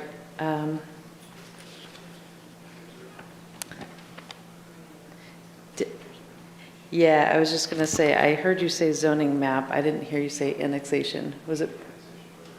Okay. Okay. Oh, I understand. Yeah, I would like to amend, excuse me, I'd like to amend my motion. Firstly, with the annexation process, I move to approve the annexation of tax lot 3401 of map number 360529 D0 and have it read by title only, first reading. Seconded again by Valerie. Any discussion on the motion? All right, so Vanessa made the motion to approve the annexation. And Vanessa, how do you vote? Yes. Rick? Yes. Joel? Yes. Rob? Yes. Dwayne? Yes. Valerie? Yes. Motion passes 6-0. Rick? I'd like to make a motion to adopt the ordinance amending the zoning map and annexation of the property located tax lot 3401 of map number 36529 DO and have it by title only, second reading. But We're going to hold for just a second. We need to do the first reading of the first. Oh, I'm sorry. Skipped ahead. An ordinance of the Council of the City of Grants Pass amending the zoning map and annexing property located at 220 Glencrest Way, also known as Assessor's Map Number 36-05-29-D0, Tax Lot 3401. Thank you. And then that was a unanimous vote. So would anybody like to make a motion for the second reading? Rick? sorry for the mess up. I move to adopt the ordinance amending the zoning map and annexation of the property located at tax lot 3401 of map number 36529DO and have it read by title only, second reading. Do we need additional words in there, or is that adequate? Thank Well, you. I think the first motion was just to approve the annexation, so the second reading needs to be just to approve the annexation. Okay, so I amend it to be the annexation only. Okay, seconded by Vanessa. Any discussion on that? All right, you made the motion, Rick, for the second reading. How do you vote? Yes. Joel? Yes. Rob? Yes. Dwayne? Yes. Valerie? Yes. Vanessa? Yes. Okay, second reading, 6-0. Go ahead, please, Julie. An ordinance of the Council of the City of Grants Pass amending the zoning map and annexing property located at 220 Glencrest Way, also known as Assessor's Map Number 36-05-29-D0, Tax Lot 3401. Thank you. Okay, now how about discussion or motion on the zoning map amendment? Valerie? I move to approve the zone map amendment of tax lot 3401 of map number 36529DO to the R110 zoning district and have it read by title only, first reading. Seconded by Rick.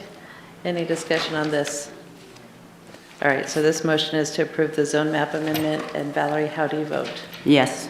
Vanessa? Yes. Rick? Yes. Joel? Yes. Rob? Yes. Dwayne? Yes. Motion passes 6-0. First reading, please.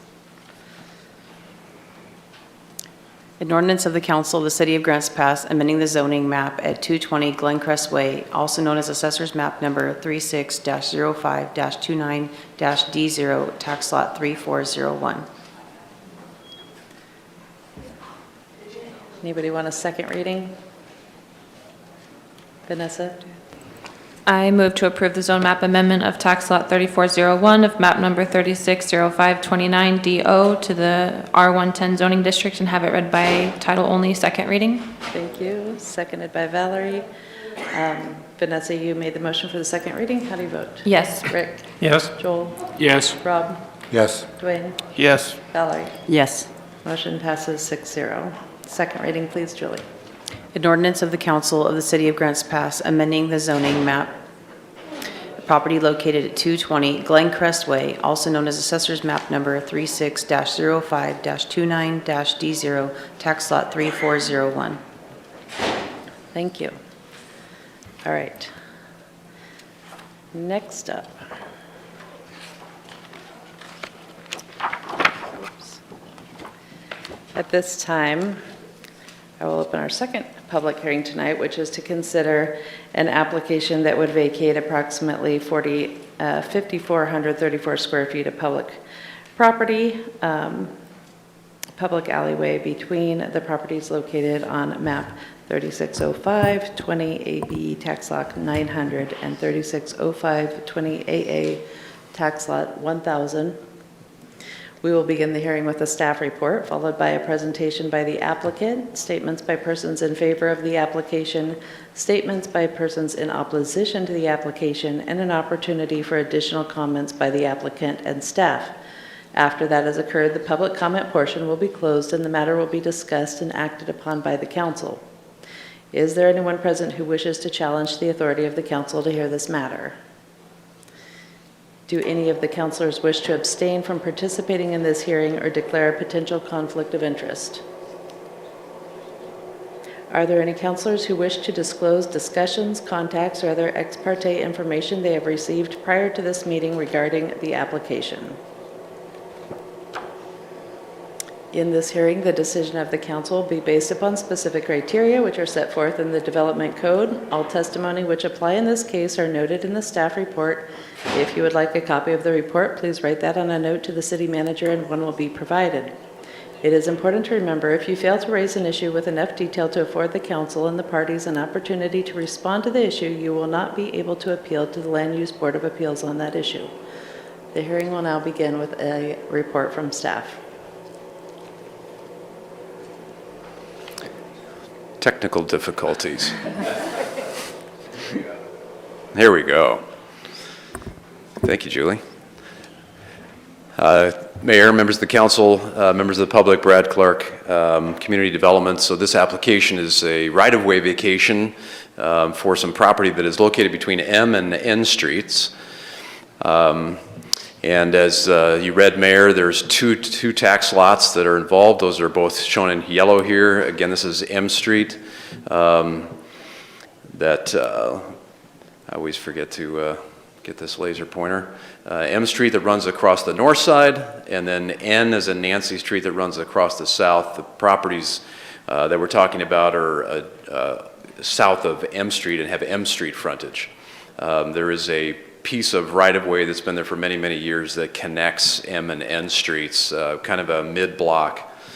So the applicant is proposing to demolish the two houses that are on these properties today and then construct 12 townhouses on one of these units and 8 townhouses on the other one for a total of 20 townhouses. And in order to proceed with their development as they have laid it out, they are asking for that right-of-way to be vacated. So here's just a little bit of a zoom in on what we just showed, and then here is the legal description that was prepared by Ryan Cross Group, which we do have a representative here tonight, can speak to the application, that shows the 30-foot wide strip starting at M Street and then going essentially about halfway down. What's being proposed doesn't extend all the way to N Street. It's essentially half, and it's the portion that's adjacent to the two tax lots that the applicant owns. So here's an aerial image to give you just a little different perspective. What's circled there in red is actually the full 30-foot alley that's there today. You can see it's vegetated, it's unimproved, it's not currently functioning as an alley, but it is on the old plats. It was intended for that. It just has never been built out. There is a hedge, kind of a row hedge that's here at the north off of M Street.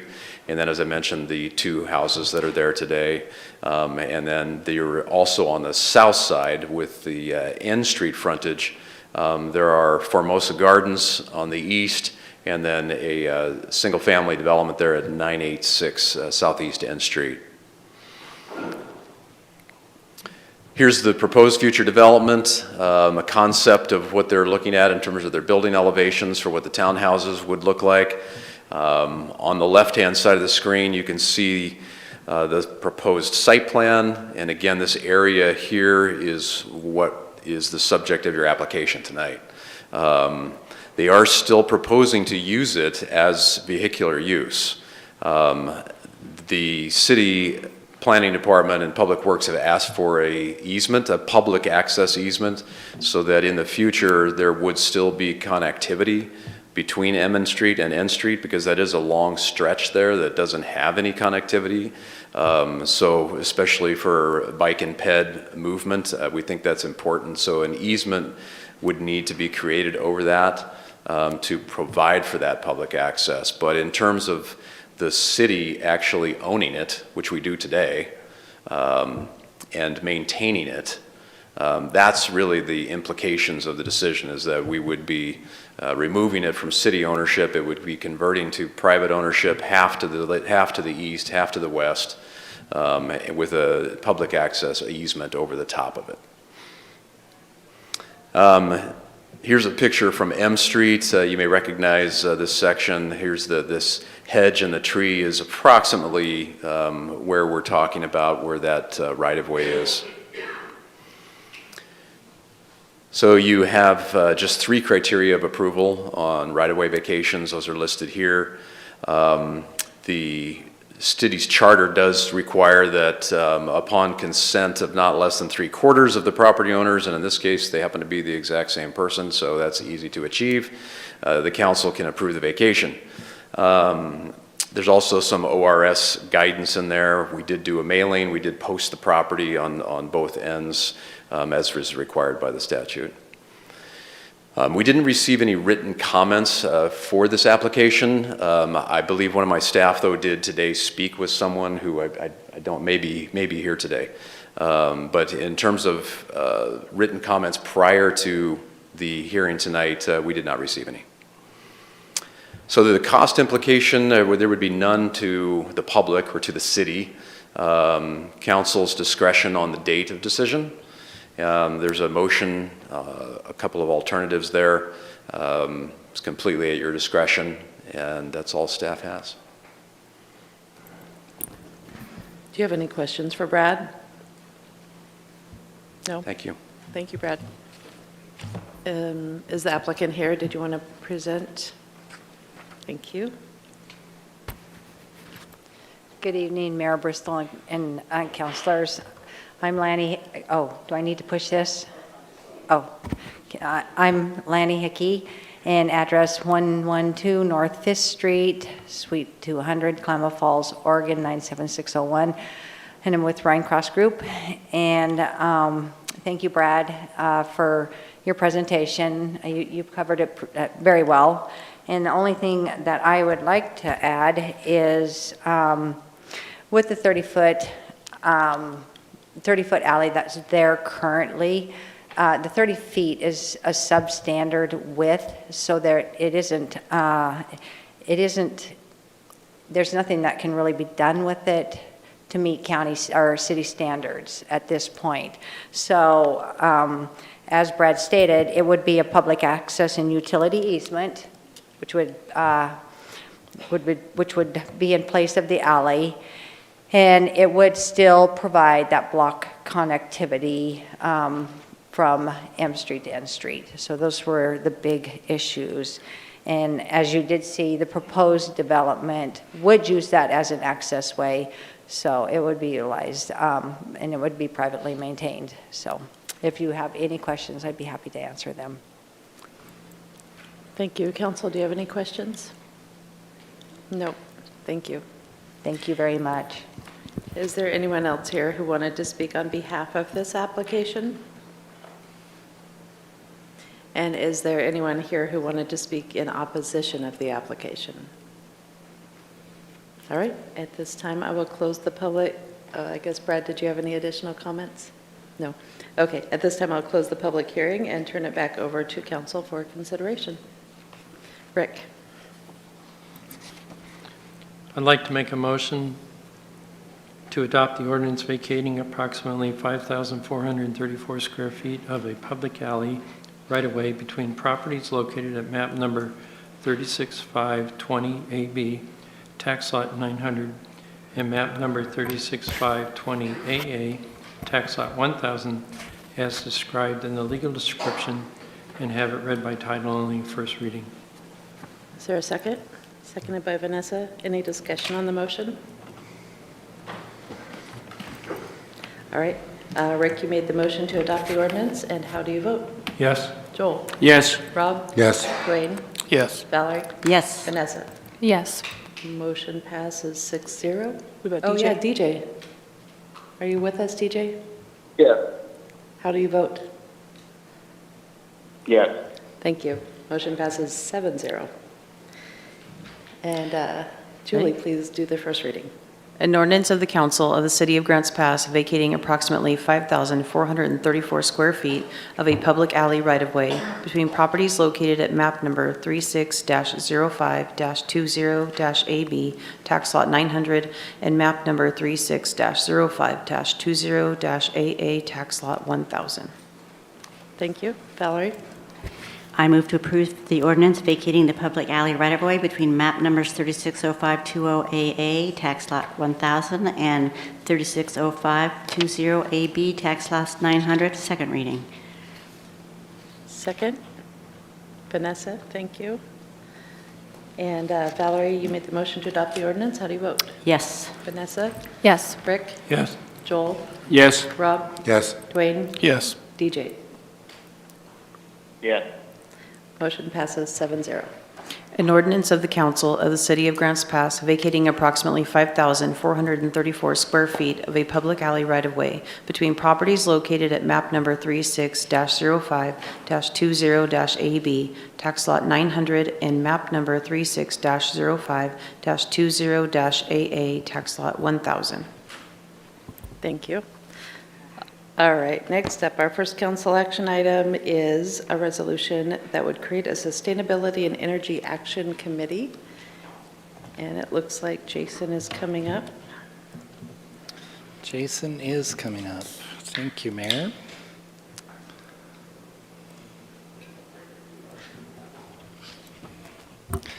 Thank you, Mayor and Council. I have a very brief presentation for you today, and this is to present a proposed Sustainability and Energy Action Committee, which arose out of the Sustainability and Energy Action Plan that you all just adopted. The relationship to your council goals is enhancing opportunities to promote character and community spirit, and that is they create a climate task force or committee. So during strategic planning, as a bit of background, in 2021, City Council adopted a 3-star goal, which was to initiate the creation of a Sustainability and Energy Action Task Force. That task force was formed in November of 2021 and was tasked with creating an energy action plan that focused only on city operations. That plan was to provide recommendations on actions that the city can take to reduce our greenhouse gas emissions, increase our energy resilience, and reduce future energy costs. Working with the AmeriCorps RARE program, the task force volunteers and staff created an energy action plan for your consideration. The plan took an in-depth look at city utility data, our operations, our buildings, future needs, and compiled a list of potential projects that could reduce the city's energy footprint, both reducing future energy cost increases and our greenhouse gas emissions. That plan was presented to you in May of 2023 for consideration and adopted on May 17th. That plan had 5 main goals, as you recall. First was to manage energy costs, and that was specifically keep our energy costs within 30% of 2021 set amounts. We would do that through a variety of projects which were identified in the plan. It would improve our energy resilience, in other words, look for ways to create redundant power supplies so that if one goes down, we have additional power for our key functions. It would reduce our greenhouse gas emissions, and then integrate sustainability into all of our decision making, And goal 5, establish a standing committee to advise the council on future projects as well as on helping staff with feasibility studies.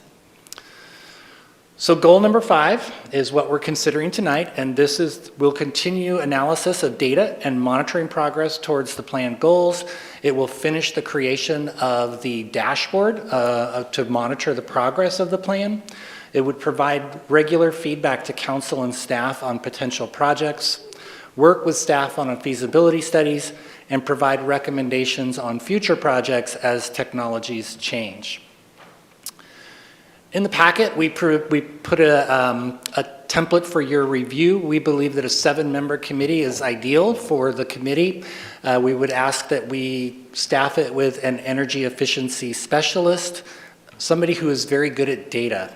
This job, as we found out through the creation of the Energy Action Plan, we really needed a data analyst. Luckily, we got one. Hopefully, we'll get another one or the same one, if you're listening, Matt. We would ideally like to get a solar energy technology specialist, also a solid waste or recycling, somebody with solid waste and recycling experience, because that was an area that the plan identified that we didn't dig into a lot, where there is some potential to save significant energy costs. We also believe keeping a high school student on the committee is very beneficial to the committee, and then 2 members at large. So cost implications, there really are none. There are no direct costs, just staff time for manning the meetings. In talking with the task force when we disbanded, they were leaning towards this committee is not going to probably be another committee that meets monthly because there's so much work that has to happen in between the meetings. Likely it will be meeting quarterly. So that staff time also will be fairly minimal. So the call to action is at your discretion. Your alternatives are there, and with that, I would be glad to take any questions. Thank you, Jason. Council, do you have any questions? Joel? So are all the members going to be from the city of Grants Pass? I don't know that we specified that. We could make that a requirement if that's what you desire. So are all the members going to not have a economic interest in the outcome of the decision? So we did not include any ex officio members, and we did keep it to those members. I guess you could argue that potentially a solar technology specialist might have a potential economic interest. But we did feel that because so many of the projects were very solar-centric, that expertise would be valuable. So then do you expect all committee members like we do up here to excuse themselves from voting on recommendations if they have a conflict of interest? I think that would be the expectation, yes. Okay. The other thing, when we had the public meeting or the presentation before, one of the commercial interests, I believe, he was from outside the city of Grants Pass, talked about it was policy not to consider costs. And I need the committee to know it's the policy of the council to have an economic viability that determines costs and benefits, not just benefits. Absolutely. Okay. Any questions for Jason? Thank you very much. All right, thank you. Is there anyone from the public who wanted to speak on this issue? No? Okay, I'll turn it back to you, council, for discussion. Valerie. Well, I would just like to say that I was questioned it when we first did it, but when they came and gave their presentation and the research and the amount of the time and what they had, I was very impressed with what they came forward with. So I really see it as being an asset. And once again, it's a recommendation, so to the council when we do something. So I think it's valuable. So I'm going to move to approve the resolution creating the Sustainability and Energy Action Committee and direct staff to advertise for members. Is there a second? Seconded by Rick. Any discussion on the motion? Joel? So is this with the understanding that all committee members then are from Grants Pass? If you think that's important, then amend it to make sure they're from The city Pass. limits? Yeah, city limits. Rick? So I'd like to know on the original membership on the previous committee, were they all citizens of Grants Pass? They were not. And when I've seen other committees, especially with the expertise in special backgrounds that are necessary, I would only be in favor of the motion if it included those that are in Josephine County. So we could, and also that the members that were on the previous committee could be eligible for this one as well, rather than the restriction. Joel. Joel? Well, you know, they add valuable information, but they don't pay the taxes. And so an ex officio member is very useful for the committee, but I feel strongly that if they're going to vote, they need to live within the city limits. And that's probably true for our other committees that don't have that condition right now. We got members on our committee that live in Roseburg or Medford, and they have a potential conflict of interest in what they're voting on. So I feel uncomfortable with that, Rick. Rick? So I feel uncomfortable, again, with not having the opportunity to have people with the expertise we need. And the committee, no matter what committee it is a recommendation to the city council. The city council makes the final decision and the final vote. So even though the committee makes a recommendation, if it's not financially feasible, the city council is the one that makes the final decision. Thank you. Vanessa? I also don't quite see a need for the delineation of members living in the city limits or out in the county. I think it may shut out any members that we had on the task force, and we want to invite those people to reapply. They are the most familiar with what's in that report and the steps for implementation. And so I think narrowing down the circle of applicants doesn't serve us in a way that we may think it will. Joel? So I think people have misunderstood what I said. I'm not talking about limiting the number of applicants. I'm talking about when you have people on the committee, you have ex officio members that have expertise and bring that to the table. And then you have citizens that are part of that committee also that vote on it. What I saw before us had the potential to be, especially when I heard he talk about their policy is not to consider costs, when our policy is to consider costs, a potential conflict of interest, and that the information that they provided was really good. So that information is needed, but I don't feel that they need to vote on it if they don't live in the city limits. Okay, well, at this time, the motion was to establish the committee and direct staff to advertise members. It was first and seconded, and it does not include any sort of residency requirement.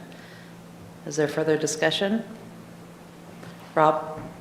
So no residency requirement at all, meaning they could live in any state, they could live anywhere in the world? Well, they have to be appointed by the city council. Right. And if you look on what would be page 150 of your packet, there are qualifications based on kind of occupation or expertise. I would probably be in favor of residency requirement of Josephine County. Any further discussion?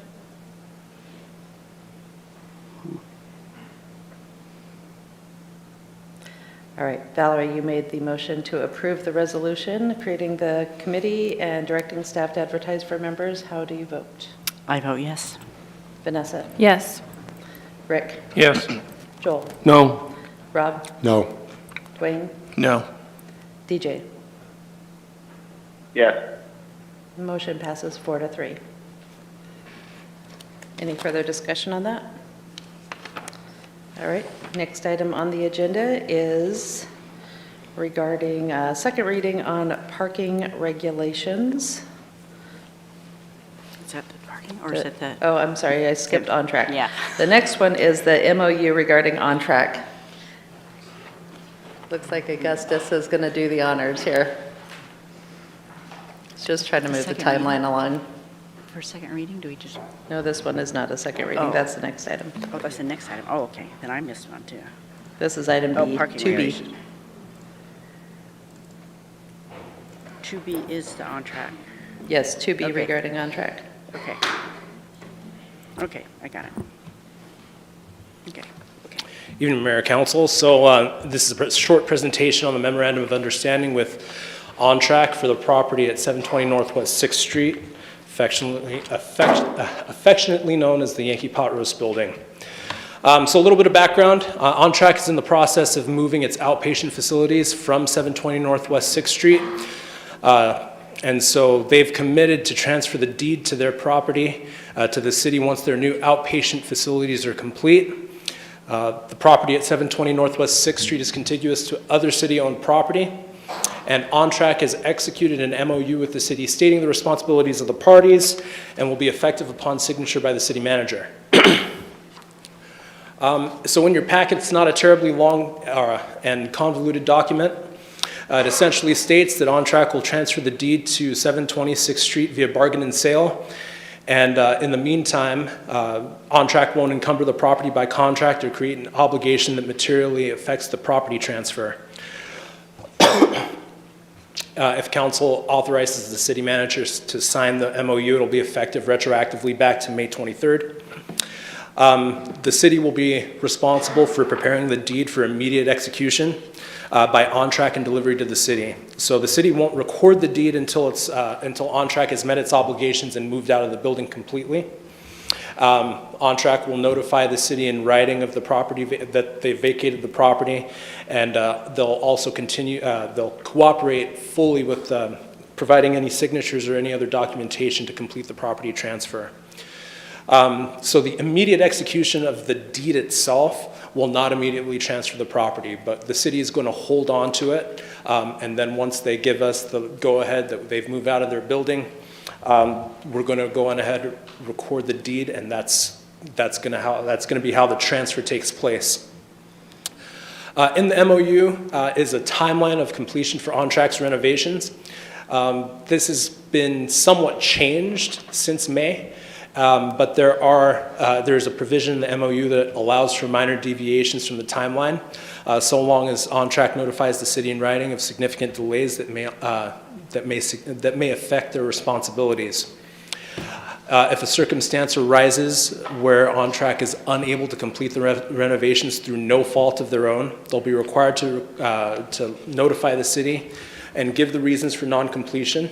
And upon that notice, the city will return the unrecorded deed within 10 days and the MOU will terminate. Agreements to the MOU can only be made by written amendment.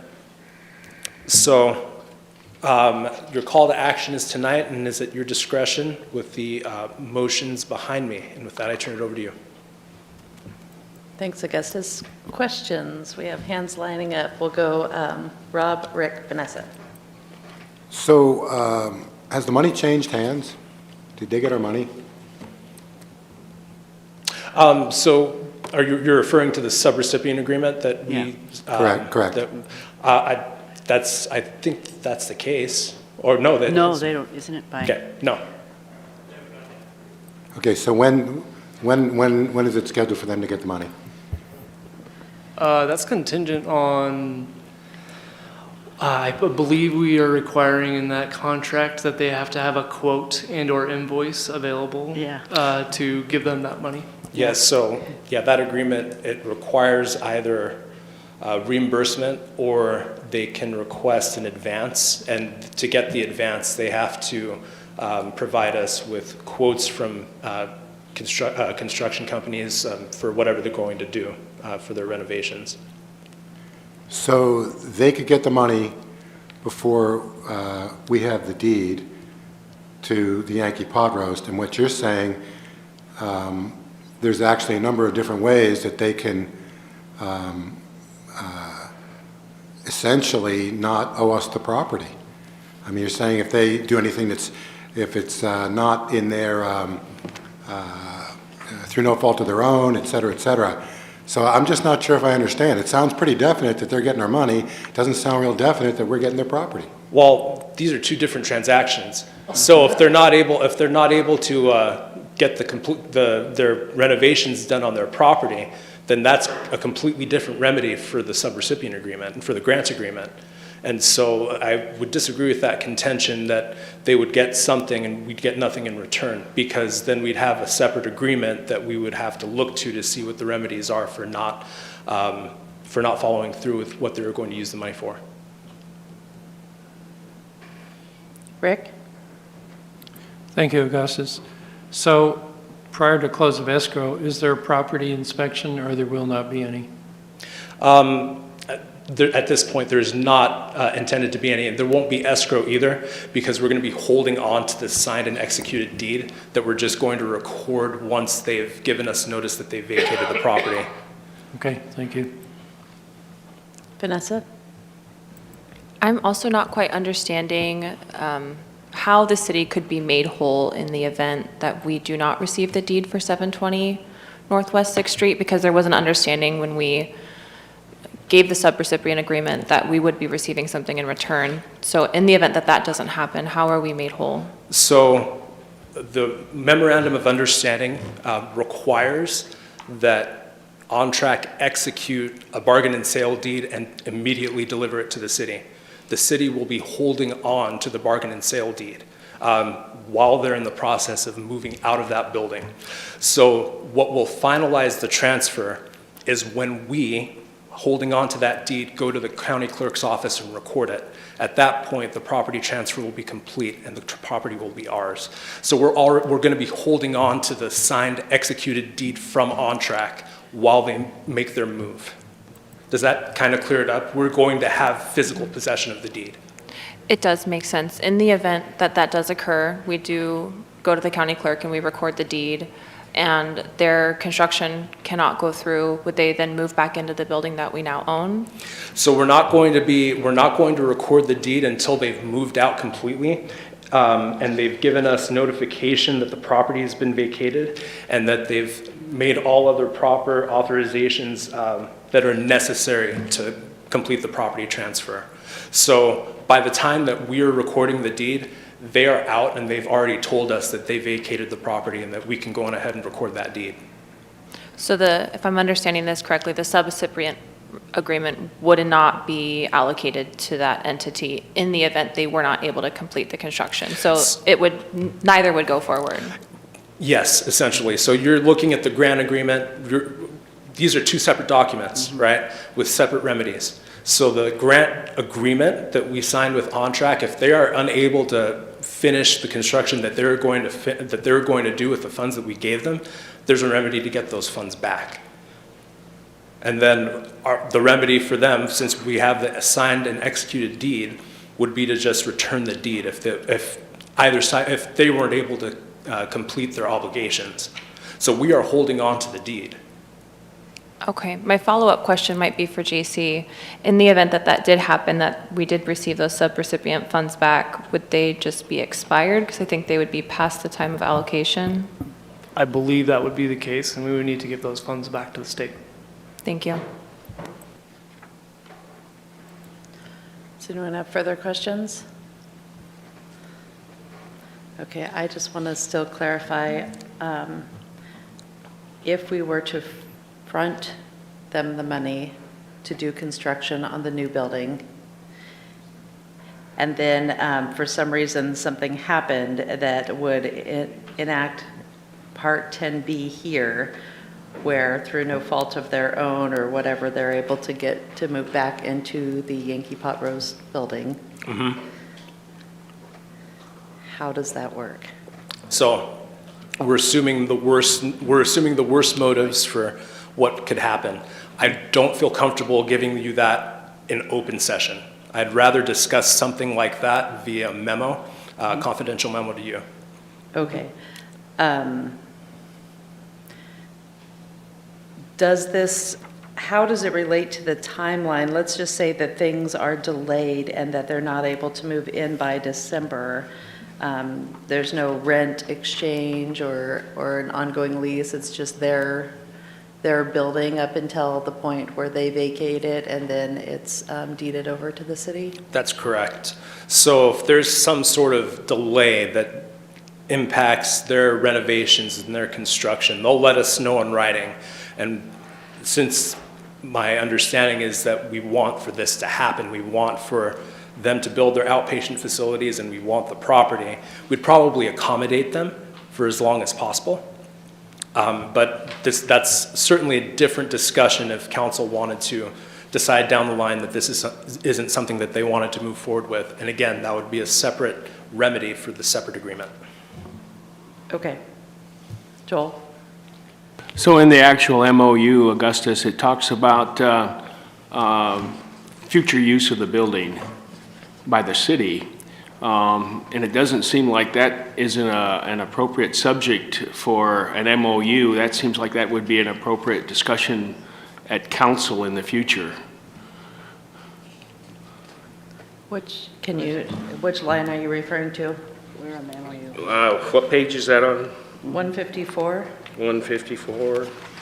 And it certainly may well be a future facility of the city, but whereas, item 3?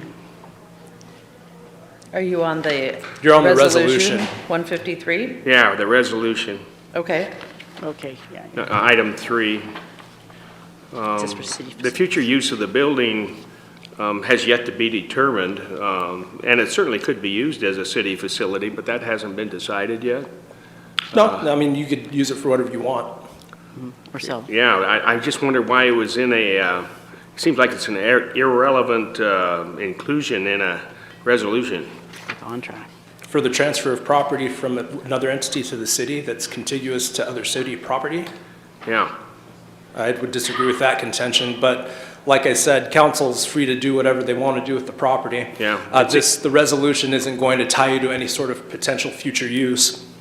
Council is the final arbiter of how property is used that's under city ownership. well, it certainly wasn't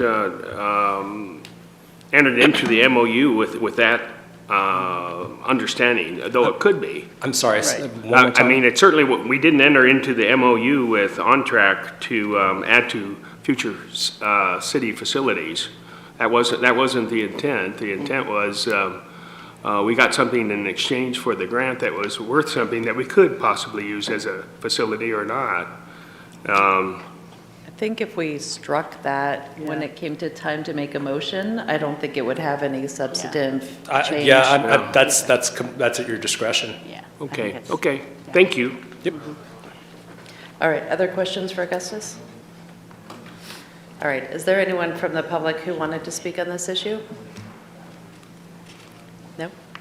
All right, we'll turn it back to council for discussion. Oh, you want me to make a motion? Lead the charge. Who wants to do it? Joel do it. I got to do my homework now. You guys make me do my homework. Back on page what, 154? 150, 152. 152. And then if you want to strike. I move it, oh, Go ahead. okay, thank you, Sarah. I move to adopt the resolution authorizing the city manager to execute the MOU with OnTrack to transfer the property located at 720 Northwest 6th Street to the city, and deleting item 3 under the resolution. Okay, is there a second? Seconded by Valerie. Discussion on the motion? No? Okay. Joel, you made the motion to adopt the resolution, striking the whereas line 3. How do you vote? Yes. Rob? Yes. Dwayne? Yes. Valerie? Yes. Vanessa? Yes. Rick? Yes. DJ? Yeah. Motion passes 7-0. All right. Okay, now it's time for that second reading. So at our previous meeting, we discussed, were you planning a presentation on this, Augustus? I was just going to point wanna- out the changes that were Okay, made. go just for ahead your and benefit. introduce, sure. So, I'm going to put it up there, Julie, if I can. Can you?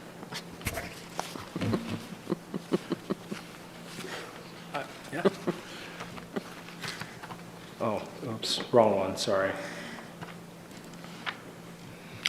Okay, so the changes are made in 6.03035B and then 6.03036A and B. So my recollection was that council wanted to change the time from 5 p.m. to 6 a.m. to 9 p.m. to 6 a.m. and to have the parking restrictions apply to North Vista Drive, so Vista Drive north of East Park Street and all of East Park Street. I also changed the section where it says East Park Street between 6th Street and Grants Pass Parkway. I originally had that as Oregon Highway 199, that is US Highway 199. Chapter 6.03036A changes that the restrictions in 6.03500 and subsection B of this chapter apply. And the changes in subsection B are similar to the first, changing the time from 9 p.m. and including Vista Drive north of East Park Street.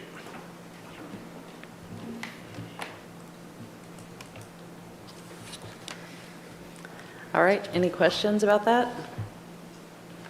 Okay, Vanessa? I don't have a question, but thank you for pointing out on the second reading the amendments. I don't think we've had that done before, and I appreciate it. Thank you.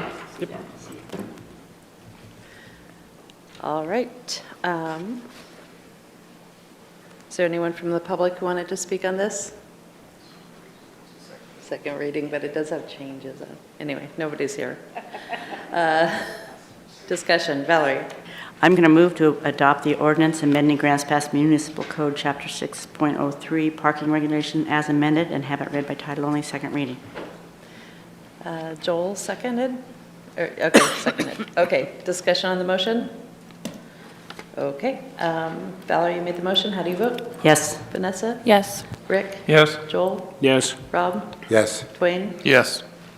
DJ? No. Motion passes 6-1.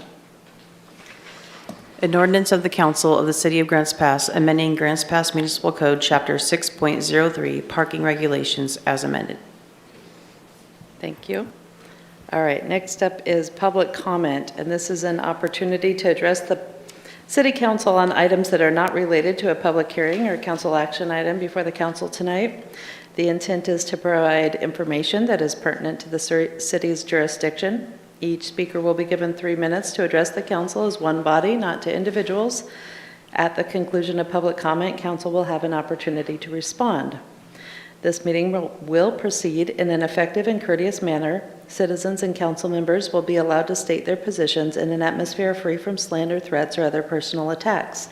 Signs or placards, outbursts of applause, campaigning for public office, or other disruptive behavior will not be tolerated.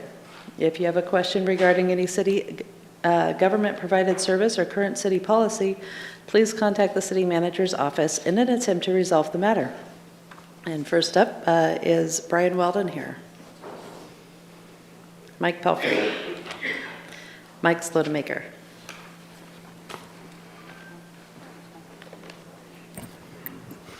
Mike Slotemaker, resident of Grants Pass. I love you guys. I've come when there's an update that I feel is relevant, and I'm here again. 2 weeks ago, I shared with you that we'd had 2 fires on our property adjacent to Baker Park within the prior 3.5 weeks. Less than 48 hours later, we had another fire. Thankfully, the boys were coming back from another call. They saw it, they got on it right away, but we still had smoke and ash and the whole shebang. I waited until Saturday, sent out an email to the chief, copied several of the leadership folks here. Within 2 hours, he'd responded back, getting it turned over to the fire marshal. But here's what's interesting. Unbeknownst to me, the leadership that is in this room was having police department and fire department go down, 3 police cars, fire truck, and doing public education with the community members in the park there. And obviously, July 4th was the biggest concern, and we made it through last night. So thank you to leadership here for being proactive and getting out there and doing what we can. So quick summary since mid-February. The campers on our property have been removed. Thank you. The garbage has been cleaned up. Thank you. The fire concerns, they're still there, but we're doing what we can. Thank you. Here's what's interesting is starting this last week, my neighbors are now calling me to fly the drone because we've got people that are bathing and doing their laundry in the river. And I was like, well, that's an interesting one. This started on Thursday. So Friday we're at Tap Rock having dinner, and here's somebody comes wandering in from Riverside Park while we're watching, and they start taking a bath, and they're doing some laundry, getting their hair all wet, and not just, hanging out in the river. They're like bathing. here's what I need to know. This is for me to understand because this has been a year of me recalibrating. Is this normal and acceptable behavior in Grants Pass, Oregon? Because if it is, either publicly or privately let me know. And then I'll let my neighbors know, no, it's okay, people come in, they day use, they can bathe in the river, it's all good. And there's a difference between bathing in the river and let's put on our swimsuits and go down to the river, because then when we get home, we're probably gonna shower off, right? So I just need help with this from leadership. And again, either publicly or privately, just let me know, because I may need to recalibrate that fourth expectation and go back to where fire is the biggest concern. And I can let my neighbors know, no, I'm not gonna fly the drone because there's somebody taking a bath in the river. Or if that is not acceptable, we know that we can reach out to public service and let them know there's an issue that needs to be resolved. I just wanna say thank you. When people say, what is City Council doing? You guys are addressing problems one small slice at a time. I appreciate that. New ordinances for the park. We've got safe parking. What you're doing tonight to get the annexation done. I appreciate it. It's being noticed. Thank you. Is there anyone else who wanted to speak during public comment tonight? Please state your name and let us know whether or not you live in the city. Dale Aldridge, City of Grants Pass. Today, I had the opportunity of driving by the park with my 3-year-old grandson, and that was Depot Park. Now, I don't see any tents there. I saw one this last week, but literally there's no tents there. But there's people sleeping on the slide. And my grandson says, there's a park, let's go. Sorry, we can't go to that one. But I have to say, you guys have made a lot of progress. The bathing is definitely an issue. I've seen it many times. The cars pulling around the barricades to go down to the park to do whatever they're doing, it's got to stop. I called it in the other day, doesn't make any difference. Oh, I'm helping a friend. No, that is for emergency access only. There should not be cars pulling down there selling drugs. On the corner of the drugstore, drugstore, the U Christ, there's a car there and people walking up, walking away. It's crazy. My fiance shops right down the street at that Los Potros ice cream. And it's to the point now the bathrooms are locked, but I still get people in there every day asking, can I get a cup of water? What are we going to do about that? It's got to be something. And as far as what you've been doing, I have to comment. I have to make a good comment, at least leave it on a good note. What you did on the restrictions was great. Unfortunately, I know the law enforcement it's got their hands tied. They're full. They're crazy. It's absolutely madhouse out there. It is not safe to walk around the parks.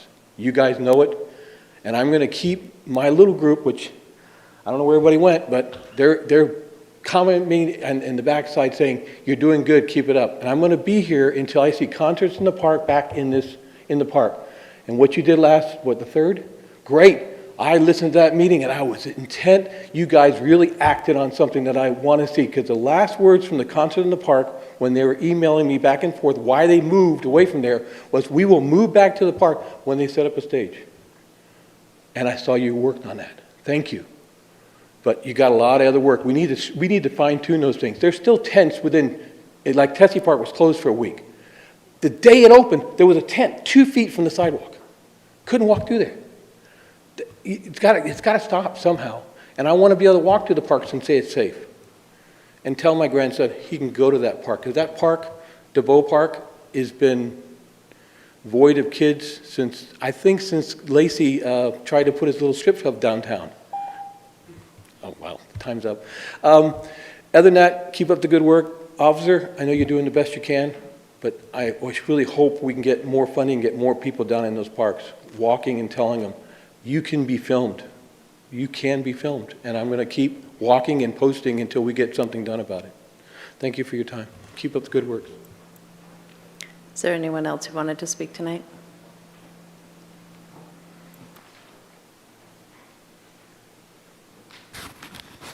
Hi, my name is Joan, and I'm a resident of Grants Pass.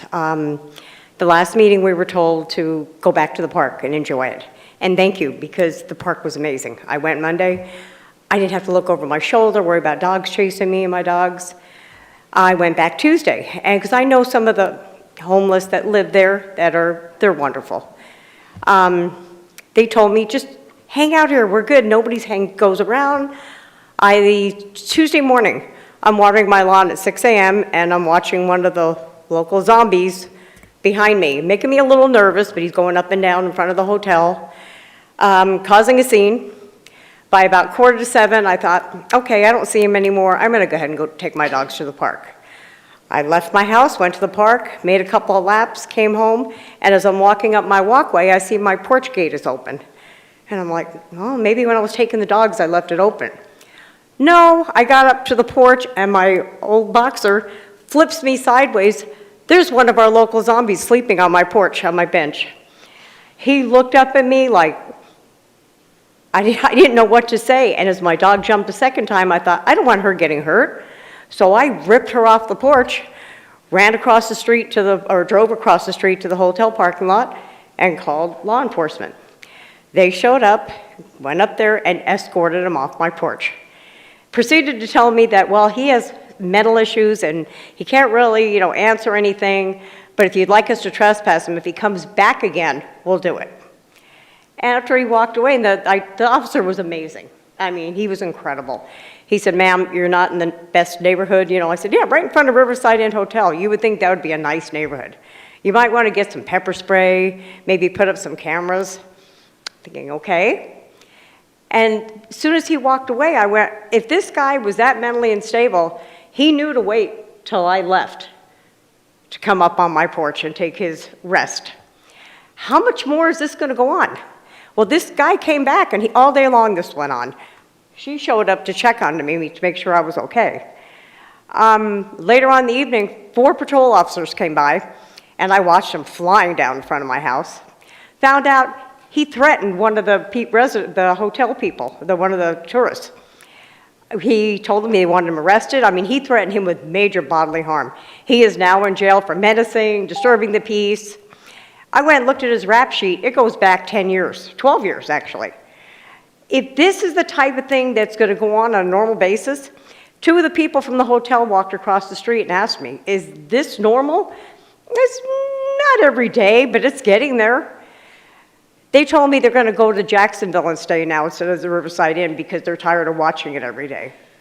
I just figured I'd let you guys know because now I have to spend money putting up cameras. I'm probably going to put up a fence. I had a real estate lady come today, and sorry, but she told me, Sorry, ma'am, your time's up. with all the people out front, you'd never sell your house. So, thank you. Thank you. Is anybody else wanting to speak tonight?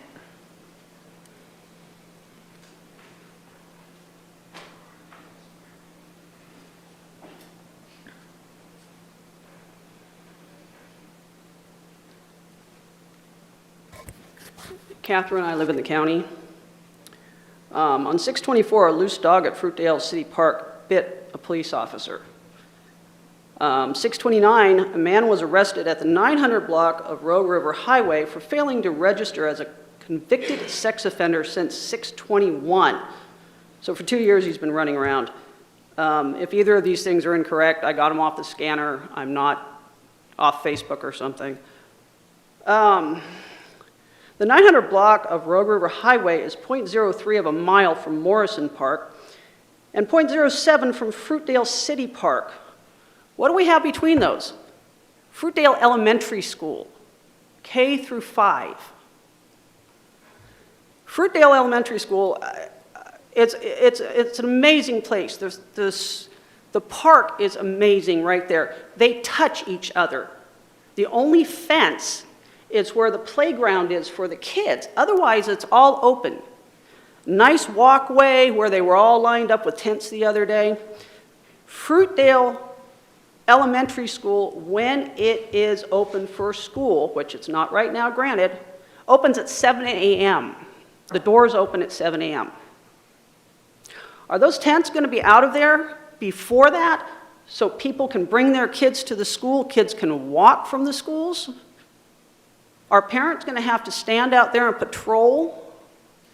Now, the wonderful people at Fruitdale I talked to 2 days before school was out and was asking about the current situation with the tents. This is before the times and whatever.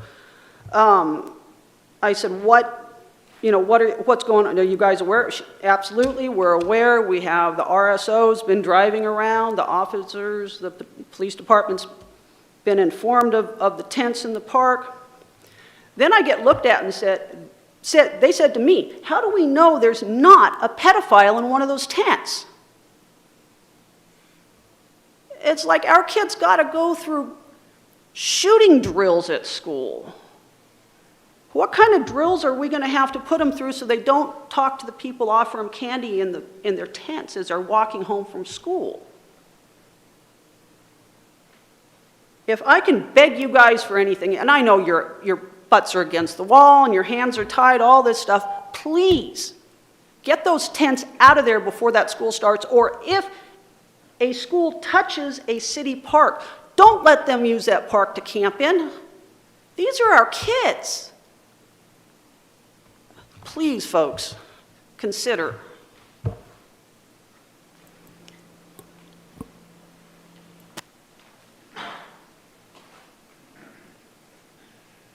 Hi, Skip Wells, Grants Pass. I just wanted to make the obvious statement that city parks were never designed and intended to be homeless campgrounds, not campgrounds for anybody. And I'm sure whatever city councils were involved in establishing our parks, if they had been told up front that you're going to, in the future, they're going to, you guys talked about future use is going to be involved with homeless people living in the campgrounds. I said, how about that? Living in the parks, they'd say, oh, no, we got to talk about that. That's how I want to say that. Thanks. Is there anybody else?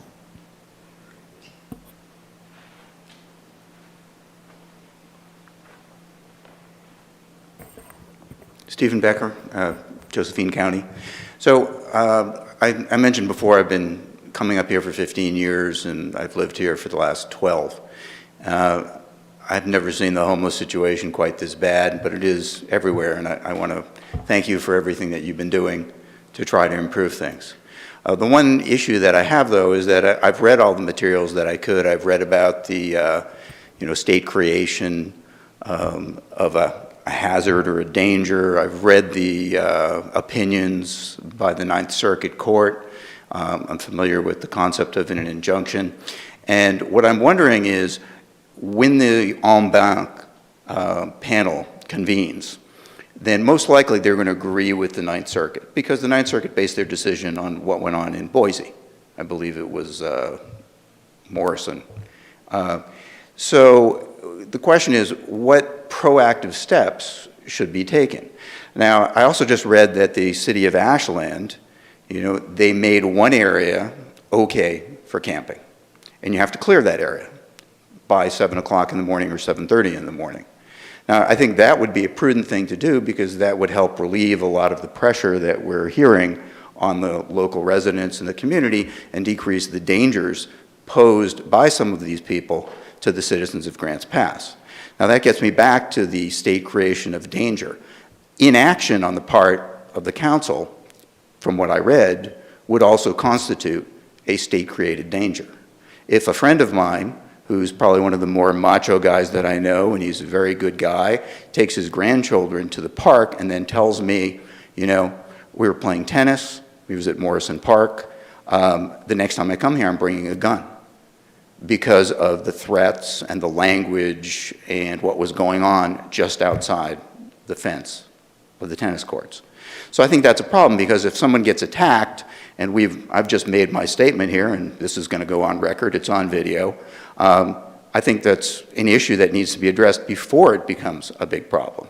And I think the solution to that, it's only a temporary solution, is not to do what was postulated, I guess, approximately a year and a half ago, when there was going to be an organization that came in and ran a homeless encampment, because I think that creates more of a problem in terms of the dangers.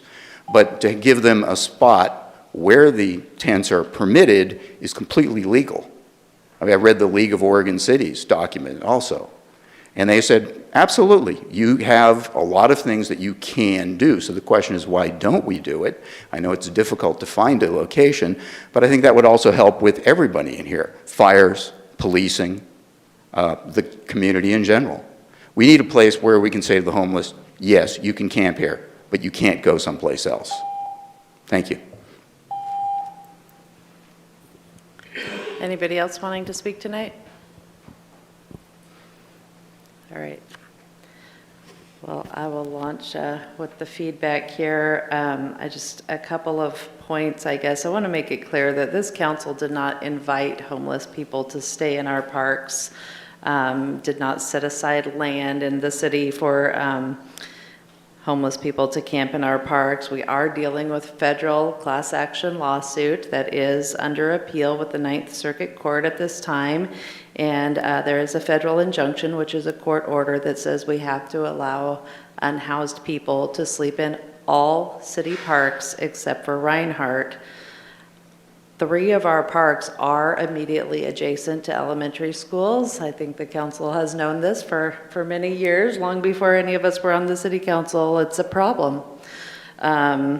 So I guess kind of as the, layer of background there, the city of Ashland did recently designate one area near the police station where people could sleep overnight. Other cities around the state are doing similar actions or taking action of various forms anyway, due to a new state law that took effect July 1st.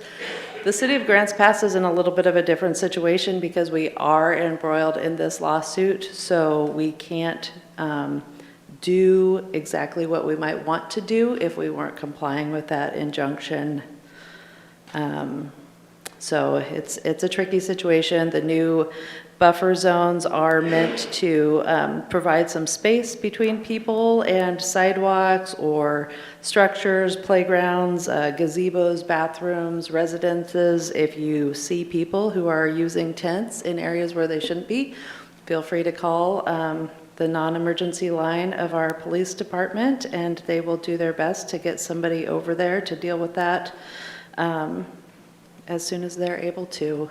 But I just want to make it really clear. I mean, this people kind of imply sometimes that the city council is wanting or allowing or inviting people to sleep in the parks, and that's just really not the case. It's not something that I want. It's not something that anybody on the council wants. I think that's all at least something we can agree on. Trying my best not to speak for the council, but I think I can speak for all of them on that issue. Dwayne. Thank you. We do have some update on the, I guess I won't announce it, but the Ninth Circuit Court, someone else wants to announce it? Is your mic on? It's on. So I'll let someone else announce that. I just want to address some of the things that are out there. You talked about Fruitel and the tents. There were some tents in the wrong spot, and I talked to Officer Artoff this morning about those for a while. And I think some of them hopefully got moved today. I haven't been back out there. I haven't been there all day on Fruitel, actually, but I talked to him this morning about those, and those tents should be moved to the right place. And I've talked to Aaron about a fence that I feel that, and I've talked to one of the guys that work for Three Rivers, because it is Three Rivers property.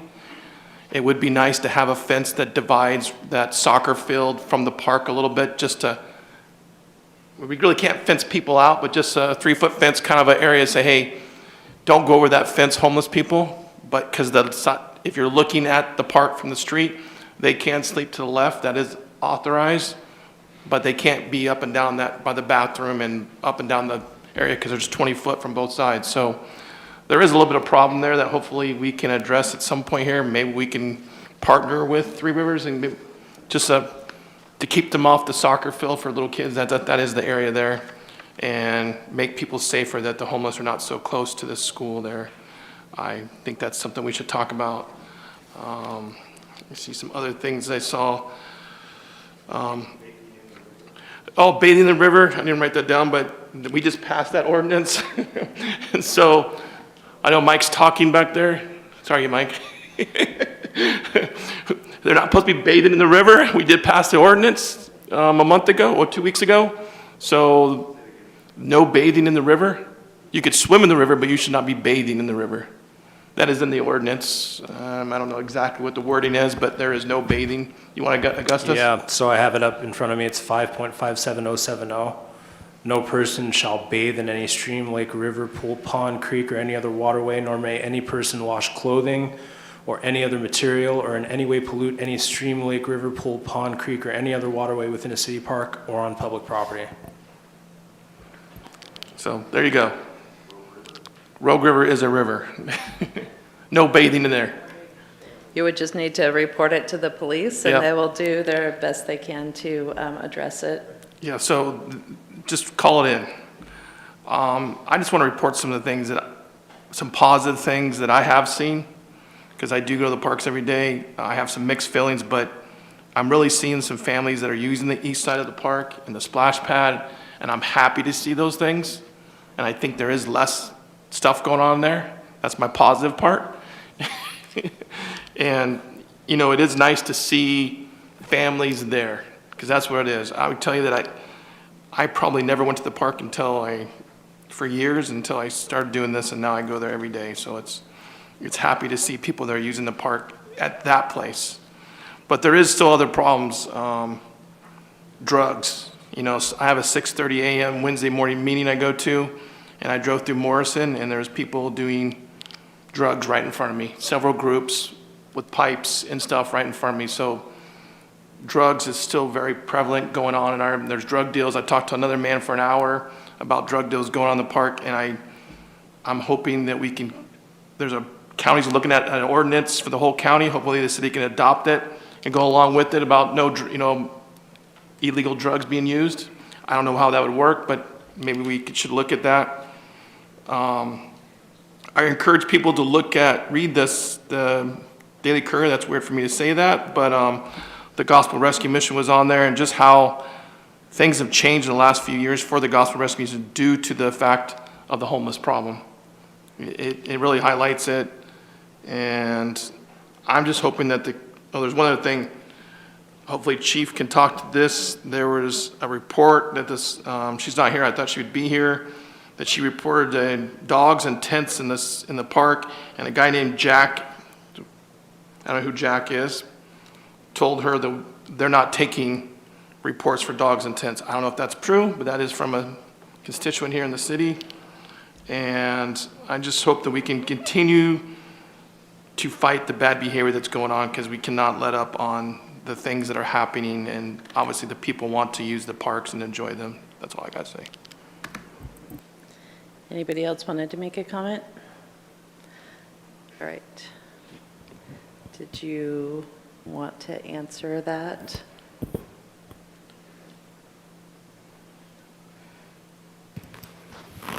Sure, I can answer that question. Before I answer the question, though, I think it's important to share, it's not just two officers managing the problems throughout the city.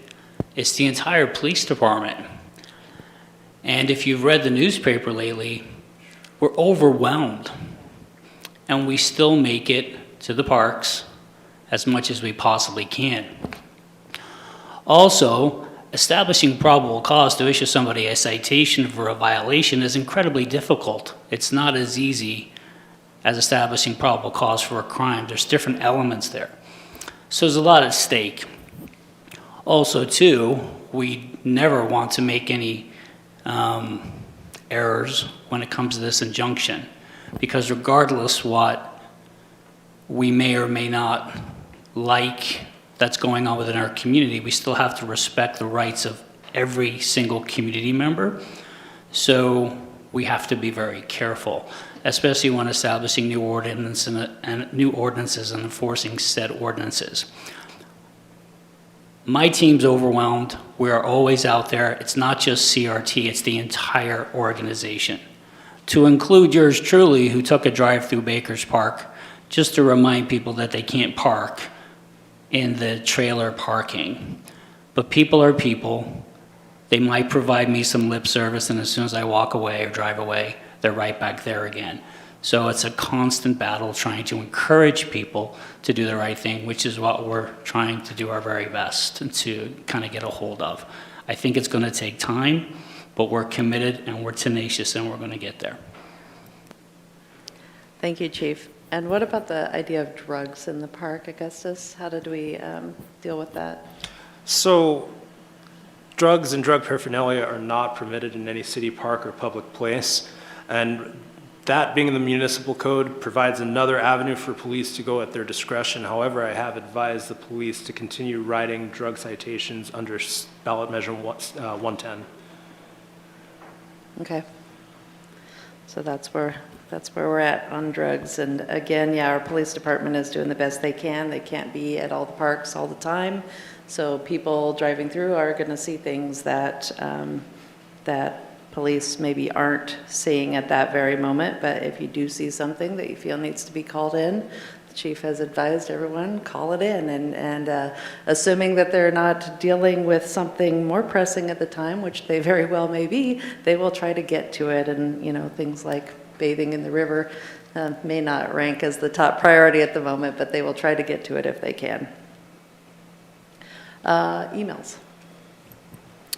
We received 1 email about the Caveman Pool project, 4 emails regarding the Glencrest Cottages development, an email requesting a parkour park in our city, 1 email about the need for a cooling center, 1 email complimenting the park staff for event park maintenance, 1 email thanking council for the work on the East Park Street parking issues, and emails regarding Fruitdale Park, the new parks regulations, a cash for trash program, and an email regarding more incentives for developers to build affordable housing.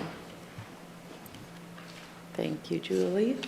Next up is the consent agenda, which are items of such routine nature without controversy that they may be approved with a single action. And Council President, would you please read? Actually, I we're think there gonna do is a one. There's one start item. Sorry, Yeah, that's go ahead, okay. JC, start item. Which is item C.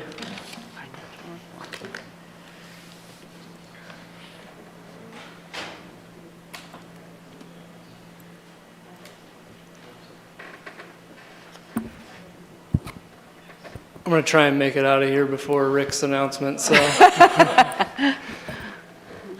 So what I have, GC Riley, Finance Department, what I have for you is the March 31st quarter-ending financial report. I'm going to go over some revenue and expenditure highlights, hopefully show you the economic trends. I know we've been talking about some of this, but this is a visual aid to kind of show what's actually happening through our financials. And the relationship to council goals is to provide cooperative shared leadership involving council staff and the community. Just as a reminder, general information resources can be seasonal. Property taxes are mainly received in November and December. I know we've talked about our assessed values keep going up, and we're about 4.67 over the prior year. But I will show you that that potentially is decreasing as far as what we are actually receiving in revenue. So yes, we are billing it, but we're not necessarily receiving it. The general fund is going to receive a little bit over the budgeted amount, about $96,000. And the URA had an increase based on some exemptions that were relieved. And the water fund, based on the report, does look low, but that is because of that $3.5 million allocation that was in the budget. And so that percentage is low, but it does look like we are on target to meet those financial goals. And as a reminder, CDBG is high due to reimbursements from expenditures, which the program had from previously mentioned unspent program years that rolled forward, and which we did a budget adjustment here on June 7th. So just generically speaking, these are your general fund revenues through the third quarter over the last 4 years. You can see some one-time influxes through building permits, grants, and other revenues like interest, which is why you're slightly up. And there's a minimal increase to our property taxes, which is the next slide. And you can kind of see over the last few years, it's pretty flat. Now why that is the next slide. So as you can see, based on what we build in the assessed value, the percentage of property tax collected through quarter 3 is going down. Obviously, that's an economic impact showing that people aren't necessarily paying their property tax bills where they did a couple years ago. Our transient lodging tax is also down for the third quarter compared to last year. Now, we did have the increase in the transient lodging tax rate from 9% to 12%. However, we don't know if this is going down as far as overall economic impact, or did COVID really push people out of their homes and have them travel to Grants Pass? And so we're just going to keep our eye on this for future revenue projections and budgeting. The building division is kind of your canary in the coal mine. It is kind of in a flux. There was a $100,000 permit issued this year, so if you remove that permit, you're closer to the 2020 numbers. And I'm hearing from the building division that it is somewhat slowing down as far as building.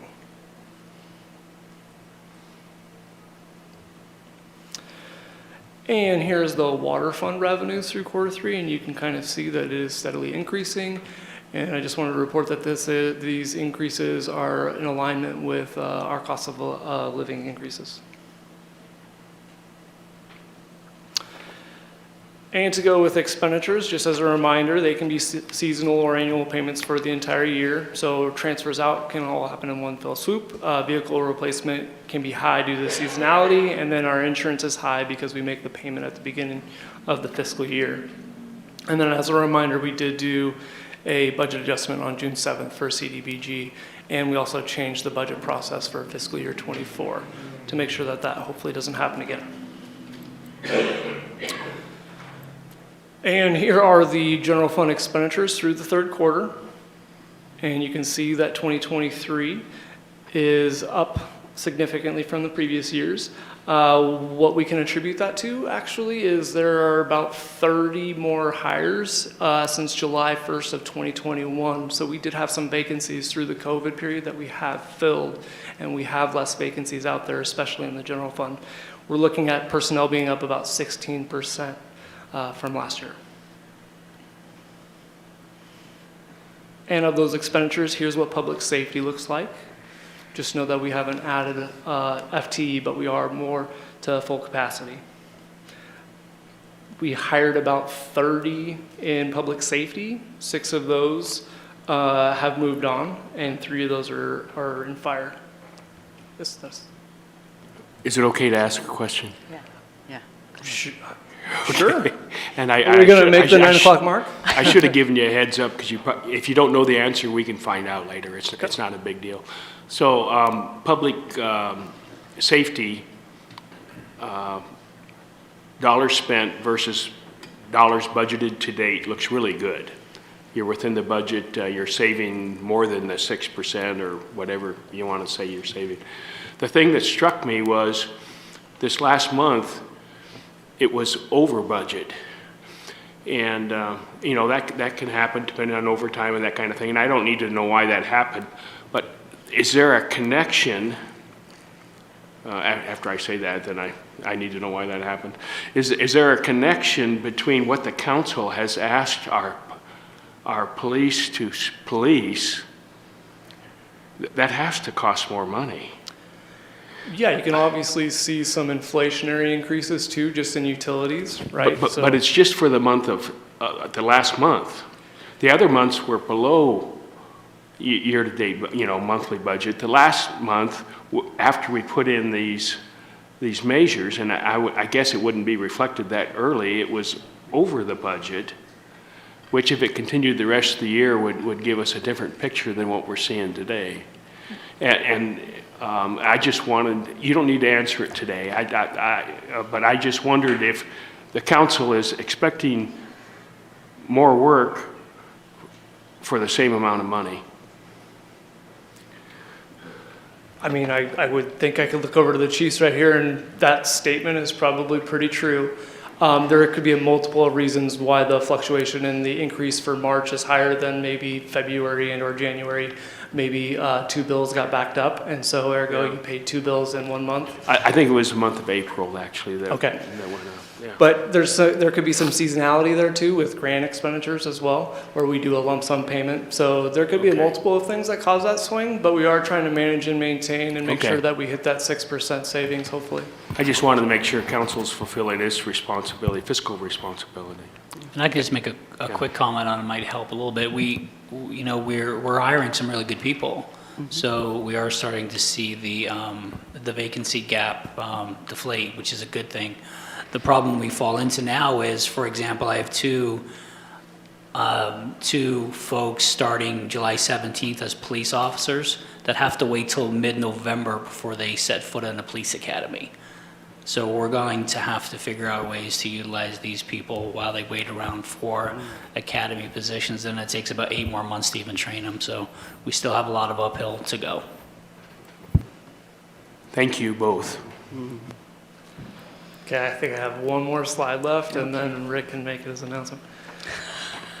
So just to show that it's not just public safety in the general fund as well, this is community development, which is parks and recreation, which you are obviously seeing some of that inflationary increase over previous years and their own vacancies that they have begun to fill with the planning department, and now creating a more bolstered economic development program too. And here is the call to action, which is on the consent agenda, and I'll take any other questions that you may have. Any other questions? Joel? So the thing that you didn't address, which I think is a very positive thing, is where are we at with year-to-date and actual budget expenditures? And it seems like we're well within the, actually we're saving more than the 6% on a year-to-date. We're doing very well as far as this year. We are trying to do our best to hopefully bolster that beginning balance to carry us into next year. Yeah, which makes a huge difference. Thank you. All right, Rick, it's time. I'd like to make a motion to extend the city council meeting past 9 p.m. Seconded by Valerie. All in favor of extending the meeting, say aye. Aye. Aye. Any opposed? All right, Valerie, please do the honors and read the consent Okay. agenda. Today's consent agenda, July 5th, 2023. Item A, resolution authorizing the city manager to enter into an agreement with NLX North America Incorporated for demand response program incentives. B, resolution authorizing the city manager to execute an agreement for testing of single-family residential backflow assemblies. C, motion acknowledging the receipt of the monthly and quarterly financial reports for quarter ending March 2023. D, motion acknowledging the receipt of the monthly financial report for April 2023. E, motion approving the minutes of the City Council meeting of June 21st, 2023. And with that, I make a motion to approve the consent agenda. Seconded by Dwayne. And Valerie, you made the motion to approve the consent agenda. How do you vote? I vote yes. Vanessa? Yes. Rick? Yes. Joel? Yes. Rob? Yes. Dwayne? Yes. DJ? Yeah. Motion passes 7-0. Items from mayor and council. I wanted to tell staff that I thought we had a very nice 4th of July celebration yesterday. It went really well. I heard and saw lots of great photos, and there was a huge crowd, and it was a very hot day, but a very fun event. So good job with all that, and I hope that the police and fire end of that went okay too. I guess it's just a comment here, so I won't put you on the spot, but I know that's a busy night for police and fire, so hopefully that went well too. Comments from council on anything? Just to say Val? the same thing. It was absolutely wonderful down there, and it was great to see the community and the families come out and have a great time. So thank you for all of your hard work. Rick? I observed the fireworks with my wife, and it's one of the best displays I've ever seen. The variation in the different displays was excellent. All right, it was very nice all around. How about staff comments? I just want to recognize James Conway. He's our primary staff person that did a lot of work on that yesterday. So kudos to him, and it was a lot of work, and so we're doing some lessons learned. So if you observed anything, in case council decides to fund it again next year, we'll be ready to go with our list. So Thank you. Anybody else? Nope. All right. Valerie? I make a motion to adjourn. Seconded by Vanessa. Any discussion? Okay, all in favor of adjourning tonight, say aye. Aye. Any opposed? All right, we are adjourned at 9 o'clock. We didn't even need Rick's motion after all that. Mine says 9.